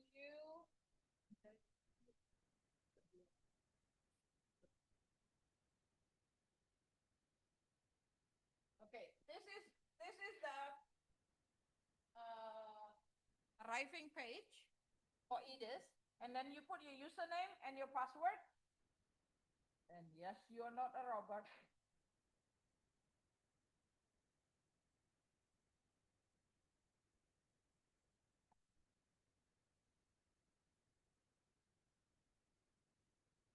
This is Moodle or EDIS? EDIS, okay. Terus? Even Mr. Bayu forget his password. You guys already log in? Okay, you got to this page? Everybody, did you get to that page? Yang tadi klik-klik itu, Bay. Okay, you got to this page?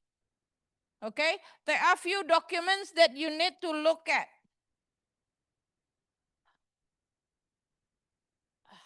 And you need to make sure you read those documents, you signed it, and make sure it's being checked.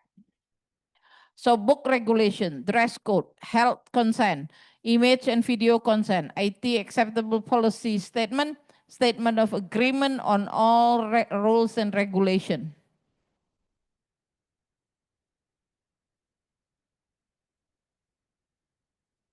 They can do this later, right, Bayu?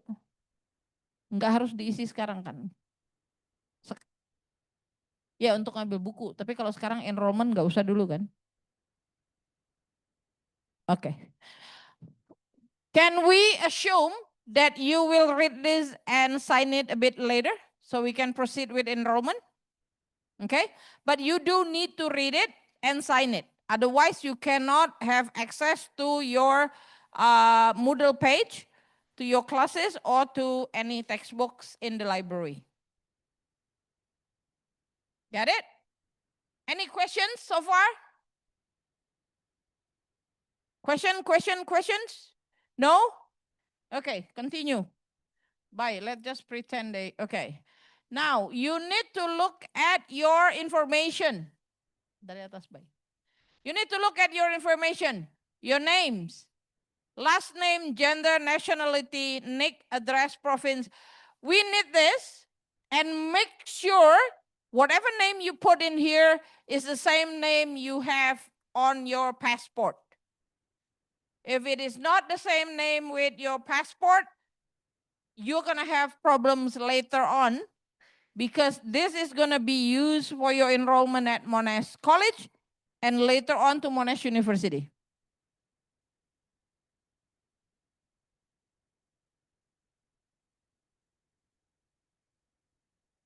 If you're not sure what name that you have on your passport, check with mom and dad.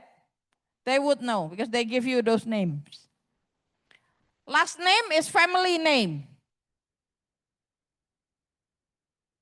Jonathan Setiawan, most probably last name Setiawan.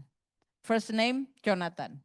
If you have more than 2 names, you have 4 names, for example, Jonathan Aloysius Budiman Setiawan. Your last name might be Setiawan. Your first name will be Jonathan Aloysius Budiman. You need to put all of them in. Do not initial, put all of them in. So whatever you already have on your EDIS now, that is what our staff put in. It could be wrong. It could be incomplete. So make sure you check, make sure it's right, make sure it's complete. We do have students that have this problem. When the certificate came out, the name on the certificate and the name on the passport is not the same. And then that student cannot enroll for the next stage. He wants to do his master's degree, but he cannot because the name on his certificate and the name on his passport is not the same. We have student rejected visa because the name on the certificate and the name on the passport is not the same. Or the name that is on document from Monash is not the same with the passport. So you guys need to be careful with that. Even wrong spelling could cause a problem. So that's why I say check, make sure that we put in your name correctly. We have so many Jessicas as our student. Jessica with double S, Jessica with double C, Jessica with a K, Jessica with a all kind of name. So we know the student by Jessica, but how you write your name specifically, you need to be careful.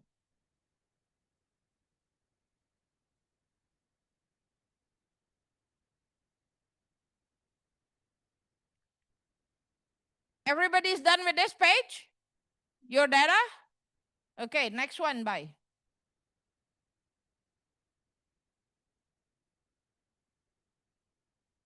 On the left, there is document.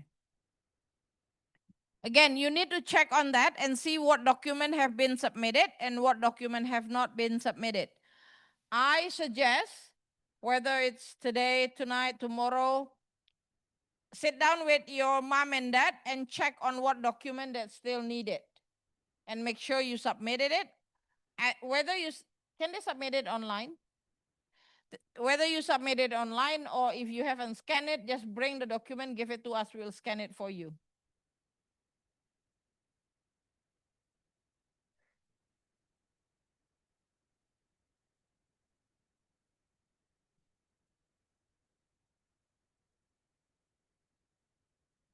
Okay, we do require parents' documents here, like mom's passport, dad's passport. If you don't feel you need it, you don't have to put it in, okay? Usually we ask that because when we do visa for the student, we should usually do visa for the parents as well. That's why we ask for it, so that we have everything in one place. But if you don't want to, it's also okay. All we need is document for the kids and not for the parents. Unless you want to show us your pretty or handsome passport photos. Next, bye. Okay, and then you have, what is that? Stupid. Enrollment, again, family forms, fee, offer letter, residence hall. Those are things that will appear. What is status approved? So we are checking whether it's the real one. Okay.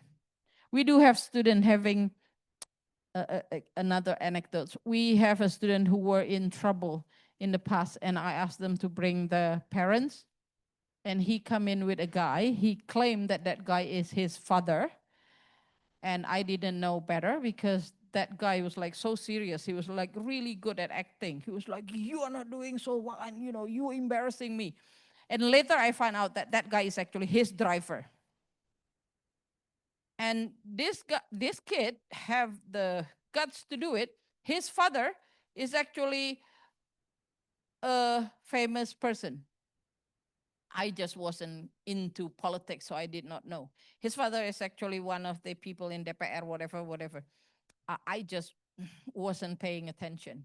So I thought like that's him, that's his father, because that guy was so serious. He was like, I think the driver was taking it out on him, you know, while giving the chance. He was like, gimana sih? Maluin papa aja. Belajar yang benar. And later on, I find out that, and then people saying, "Bu, I don't think that's the dad." So we kind of search and realize, yeah, that's not the dad. So ever since then, we have this when the kids are giving us information on the parents, we check on them, making sure it is the right parents. So I have to tell him to come back with his mom, and I ask the mom to bring in copy of identity so I can verify it. That's really his mom. So again, kids pull out all kind of things. And probably, like I said, I've been here too long, for 20 years. So I have all these stories. I can talk to you guys about incidents I have with the kids until the cows come home tonight, and still not done, I guess. Anyway, so once you get into enrollment, you'll see this on the page. So you go to enrollment, you add. So for now, you have nothing here, probably, because you haven't enrolled in any of the classes. You do add enrollment here. Once you click that, this will come up. That will show you what kind of classes are available for you this semester. What class do you have to take? What class that you definitely have to take? What? English 1. So click on English 1. Math, you do have a choice whether it's Fundamental Math 1 or Math 1. Fundamental Math is easier. Math 1 is a bit harder. If you're thinking of doing engineering, you will need math. If you're thinking of doing business, probably Fundamental Math is enough. But if you're thinking of doing commerce, you have to do math. Again, pick one. By Monday, we'll have more consultation with you, and we'll let you know which math that fit you better. Because on Friday, you're going to do a math placement test. Okay? If you are going towards business or social area, pick accounting 1. If you're thinking of going into science, pick either chemistry or physics. Depending again, what do you think, what degree do you want to do? If you already know, make the choice. If you don't know, raise your hand and we'll have somebody check for you.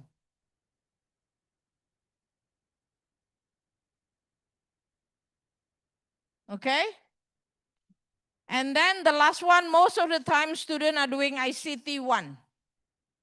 Because that is considered one of the easier class. Not the easiest, but easier. If you do all the works, it's not that difficult to pass that class. So if you're doing English, you do one of the math, you do physics, chemistry, you are set. You already have 4. Or you could do English, math, physics, ICT 1. Got it? If you're one of those ambitious students and you want to do 5, pick anything else to add to your list.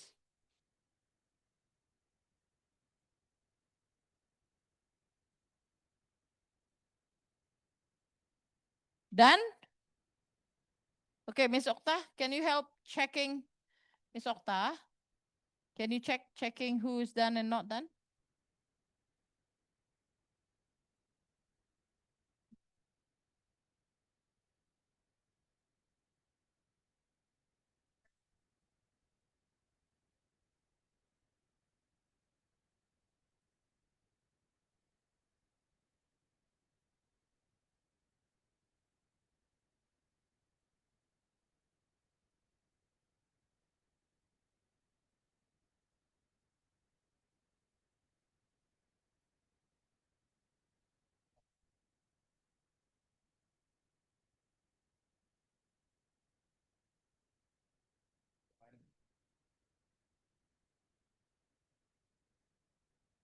Additional information, Thomas remind me a couple of points.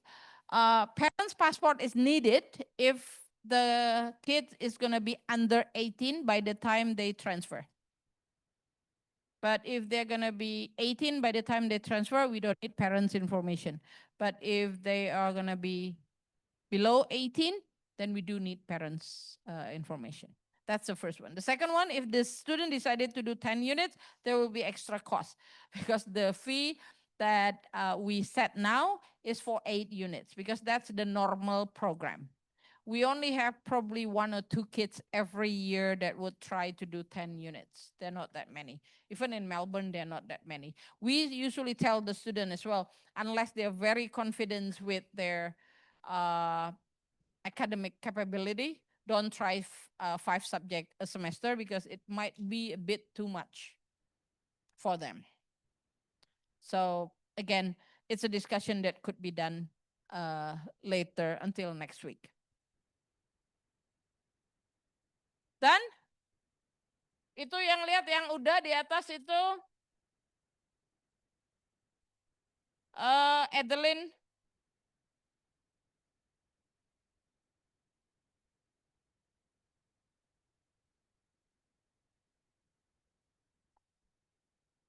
Okay, Adeline is done. Go up. Alexander is done.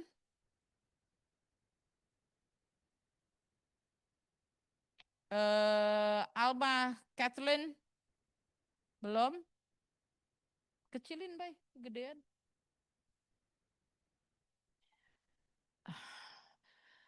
Alvin Delbert is done. Alma, is Alma here? Are you already? Submit.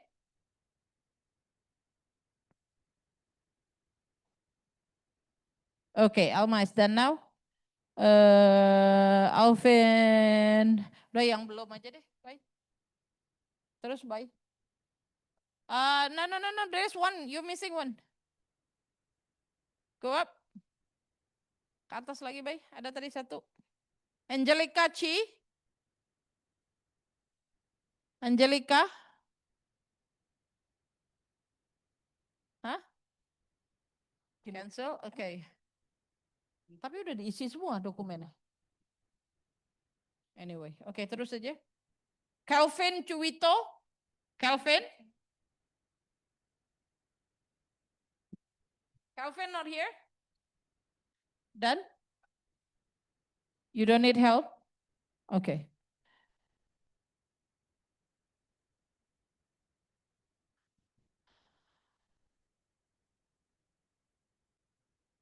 Okay, Candy. Casey. Catherine Kalista Winata. Not here today. Kaden Tenny. Kaden, are you still enrolling? You need help? Okay, tolong.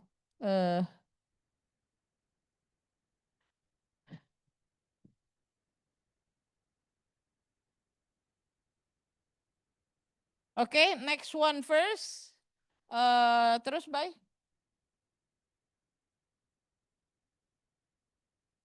Fiona Angelina. Fiona. Fiona Angelina here? No? Hair? Enggak ada hair. Fiona Angelina.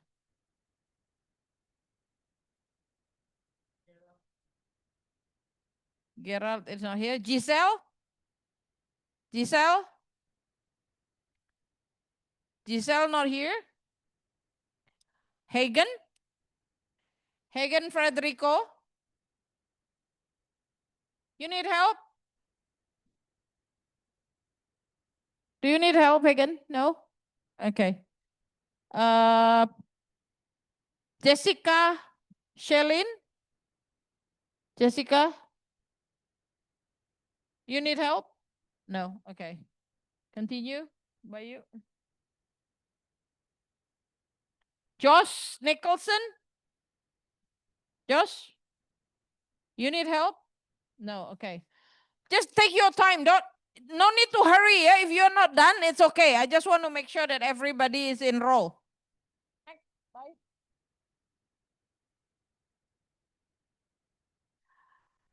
Kaya Nicole Mugadisa. Are you done? You need help? Guys, Kaya need help. Gitu tuh.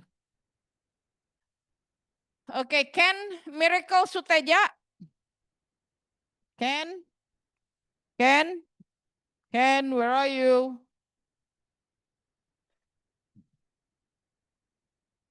Ken is not here? A miracle, suddenly he disappeared.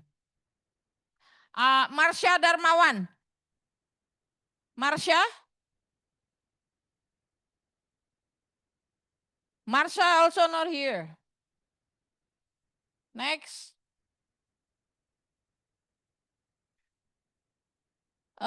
Nicholas Jeremy. Nicholas Jeremy, you need help? Are you done? You're not enrolling? Tolong list. Hanky, Nicholas. Nixon? Nixon?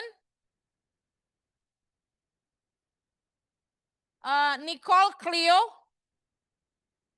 Nicole? Need help? Oh, you're doing it now? Okay. Dahlia tolong Nicole ya. Rainer, Ernest. How do I pronounce your first name? Rainer. Okay. Ini maknya ngasih nama anaknya susah banget sih. Mana maknya Rainer nih? Udah di luar ya. Karena saya kenal jadi saya berani. Next one. Di refresh dulu kali Bay. Karena tadi ada beberapa yang udah. Itu display. Display Din.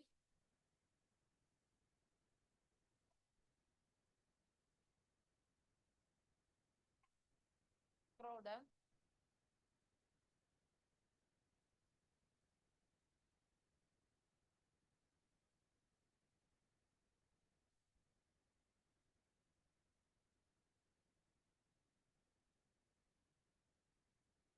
If you think you need further consultation, it's okay for you just to enroll for whatever classes you think you want to do now. And like I said again, next week you could always change your enrollment. Okay?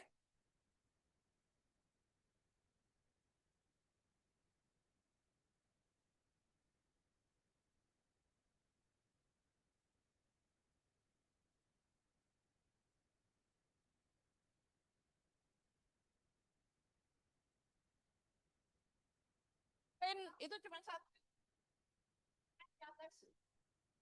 Ke atas tadi. Satu. Jessica, Shelin. Jessica. Oh, lagi ini, oke. Ken tadi nggak ada anaknya. Marsha tadi nggak ada. Marsha? Marsha not here. Nicholas Jeremy? Nicholas? Still in process?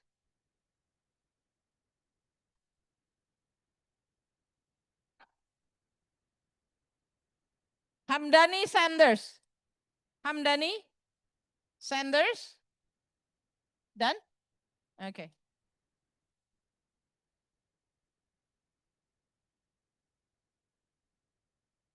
Di search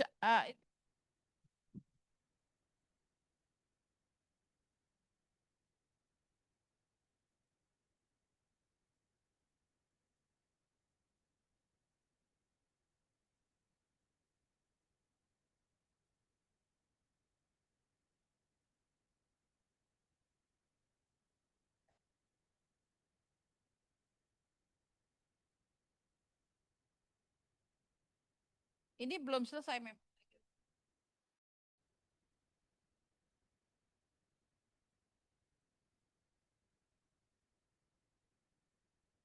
Isi.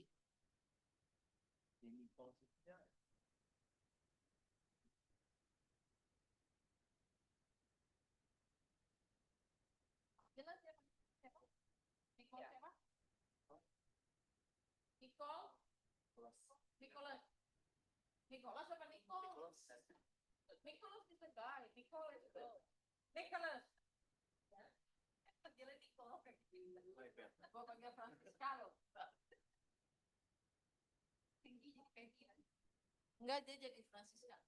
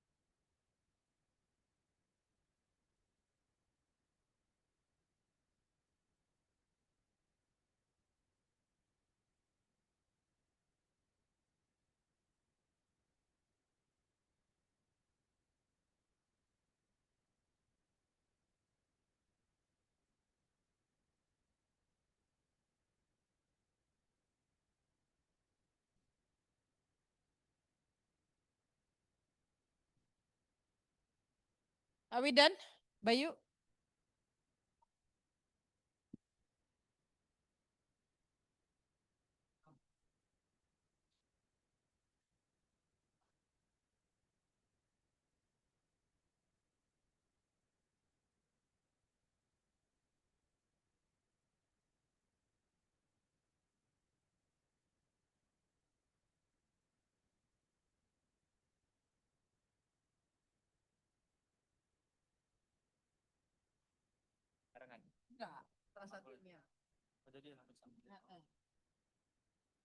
There is a question whether you can do math and fun math together. No. You can only do math or you can only do fun math. The same with math and advanced math. You cannot do both. You can only do one at a time. And again, we will do a placement.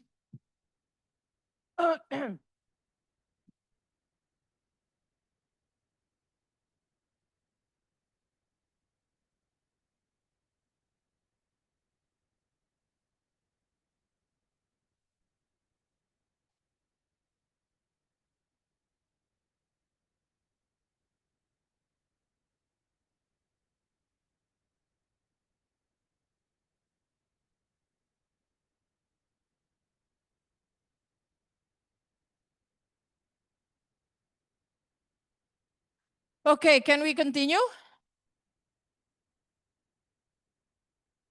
Okay, I assume everybody is done. If not, at the end of the session, we'll check back and have a chat with you. But let's just continue because majority of you, I think, are done with enrollment. Okay, what's next here? We've done this.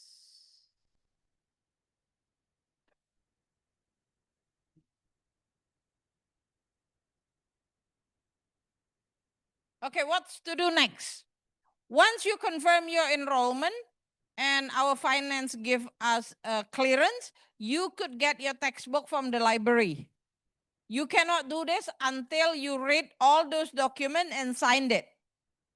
The one that earlier we saw on your EDIS, because our librarian will give you the textbook based on your enrollment at EDIS. Check your schedule on EDIS. This will be available to you Saturday at the latest. The reason why we haven't got it now is because we need to check on your enrollment and making sure that the classes are not clashing. Okay, because there are some students, for example, who plan to do chemistry 1 and physics 1. So we need to make sure that those two classes are not clashing. While there are some other students doing physics 1 and math 1, we need to make sure those are not clashing. So the schedule for at least the first week will be available on Saturday. You can see it on EDIS, but it will also be WhatsApp to you in the WhatsApp group. You need to check on regular basis, and we try our best, but we cannot always accommodate requests.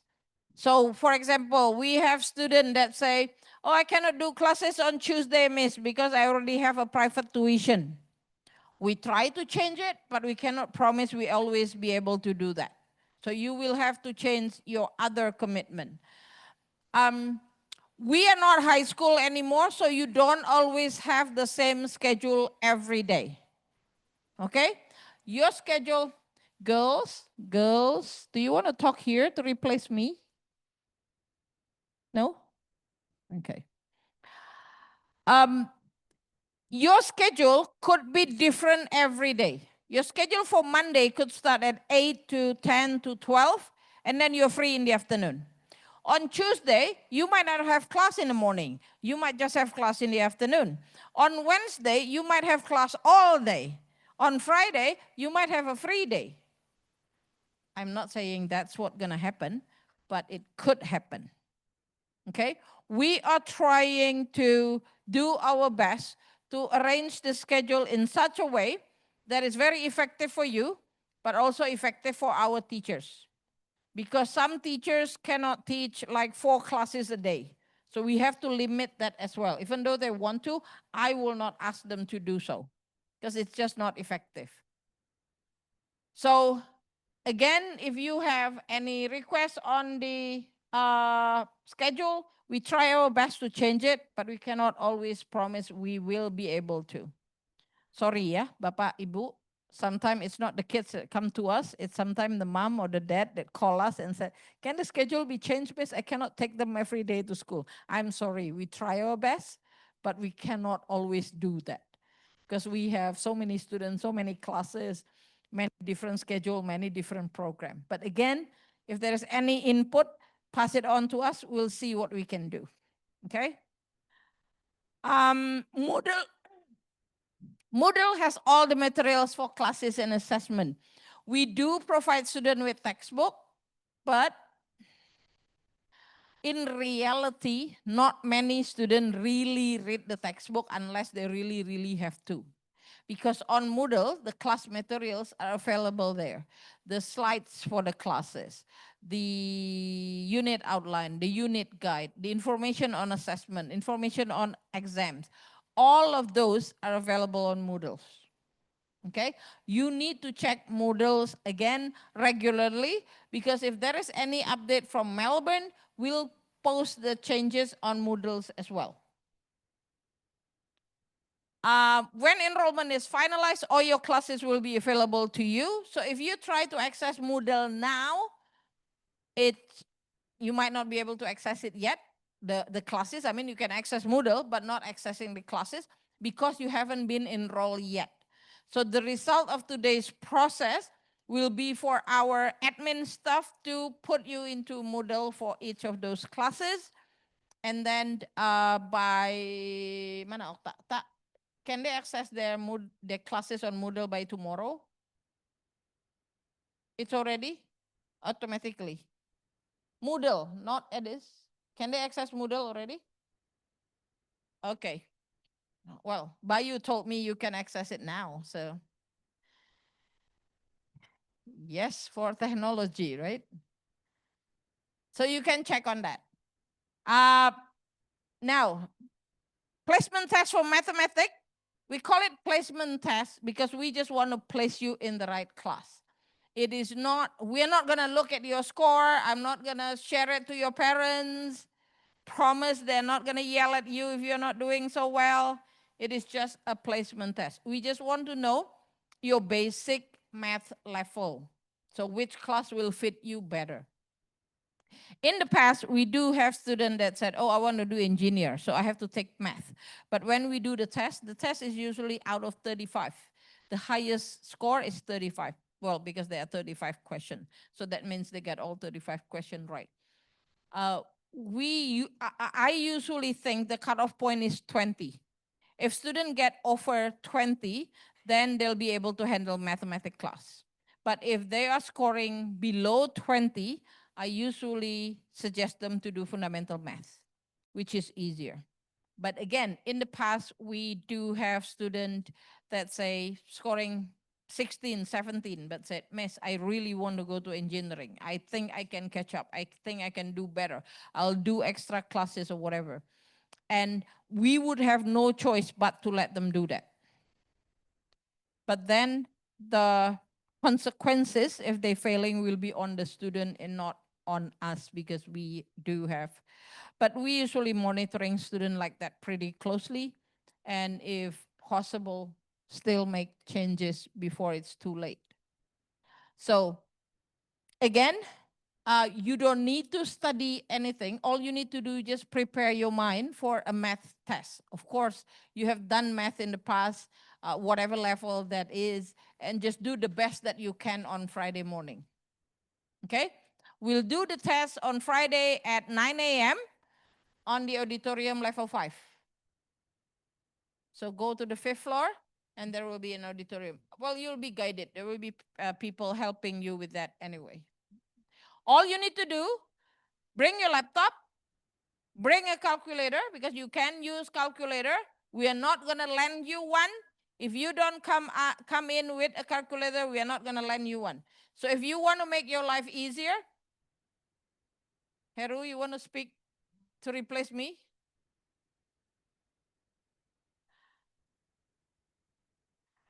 So if you don't bring your own calculator, we are not gonna lend you one. So if you're not doing so well because you cannot really count very well, it's on you. So if you want to do okay, bring your laptop, bring a calculator. Any calculator will do. Length of test only 1 hour, 35 questions. And then we'll have to the result by Monday, and we'll have a discussion on it. Is Mr. Henderson available Monday morning, Okta? No? Then Monday afternoon. Okay. Monday afternoon, or you can come and see me at about 10 o'clock if you don't have class. But if you have class, go to your classes first, and then we can do consultation around lunchtime. Whatever class that you are enrolled in now, just go to that class, sit in, and see whether you think it will be okay. Aim high. So if you think you want to do math, go to math class first and see whether it's too difficult or too easy. If it is easy, stay in that class. If it is too difficult, jump into fundamental math. I don't know what schedule you'll have on Monday morning. But anyway, we'll have a discussion on Monday, okay? Come to see me or come to see Mr. Henderson. Miss Okta is your go-to person. She will try to get in to arrange the schedule for me or for Mr. Henderson to see you. Any questions on this? Any question on enrollment? Any question on any of the information I give you today?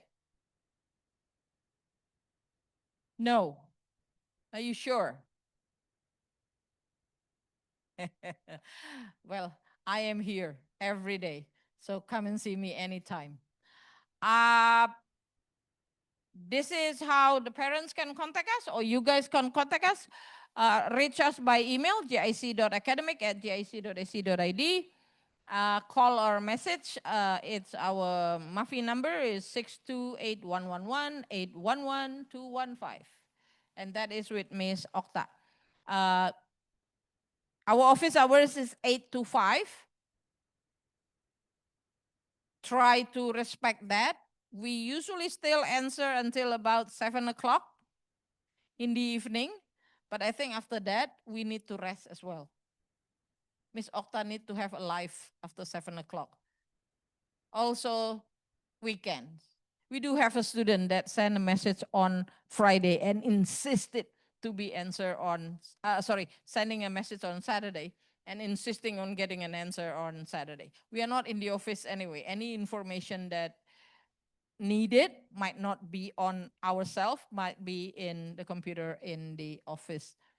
So we try our best. Again, Okta has been pretty nice in answering the students' request, but sometimes it might take a while to get an answer. Be patient.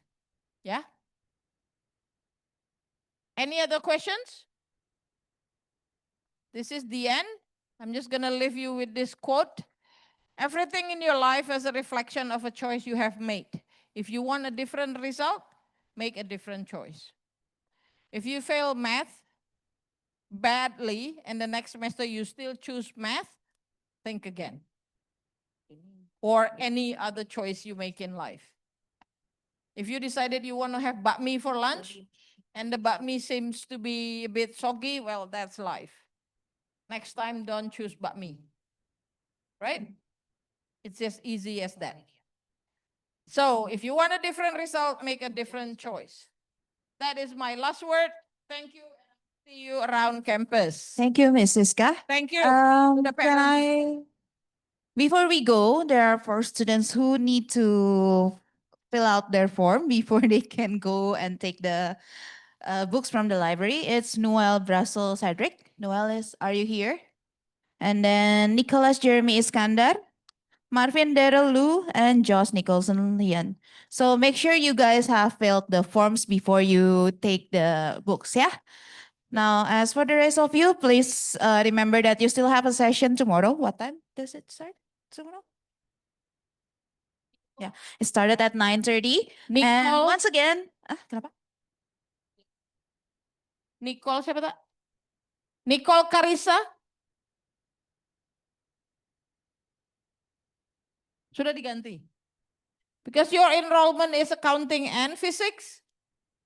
Those two might clash because one is in science, the other one is in social science. Okay, thank you.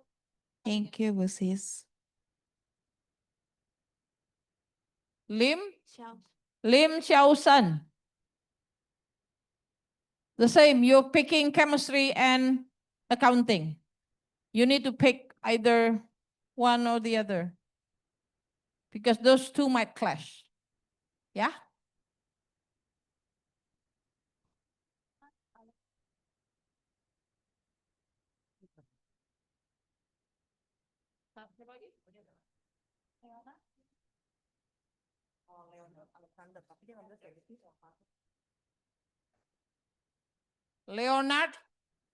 Leonard Alexander, what do you want to study?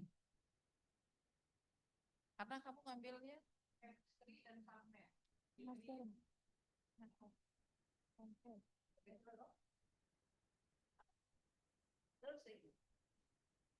Nursing? Ya, nursing harus math ya. Enggak perlu math ya. Tapi perlu chemistry. Ini. Itu sih itu, si Vincent. Ini Vincent. Vincent. Kita lihat dulu aja. We'll see your result by Friday. Those two might class as well because usually students who are doing chemistry don't do fundamental math because that is subject that needed in a science area.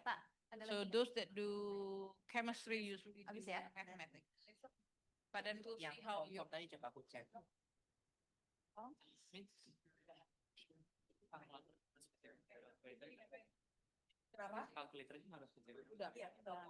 Okay. Those of you that have no problem with your enrollment, you can leave this room. You can go to the library, pick up your books if you want to today. Otherwise, we'll see you tomorrow.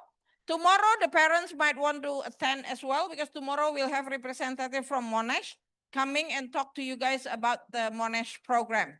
Just a reminder, Monash is now number 37 in the world. 36 this year. So Monash is the way to go. Okay? Thank you guys. See you tomorrow.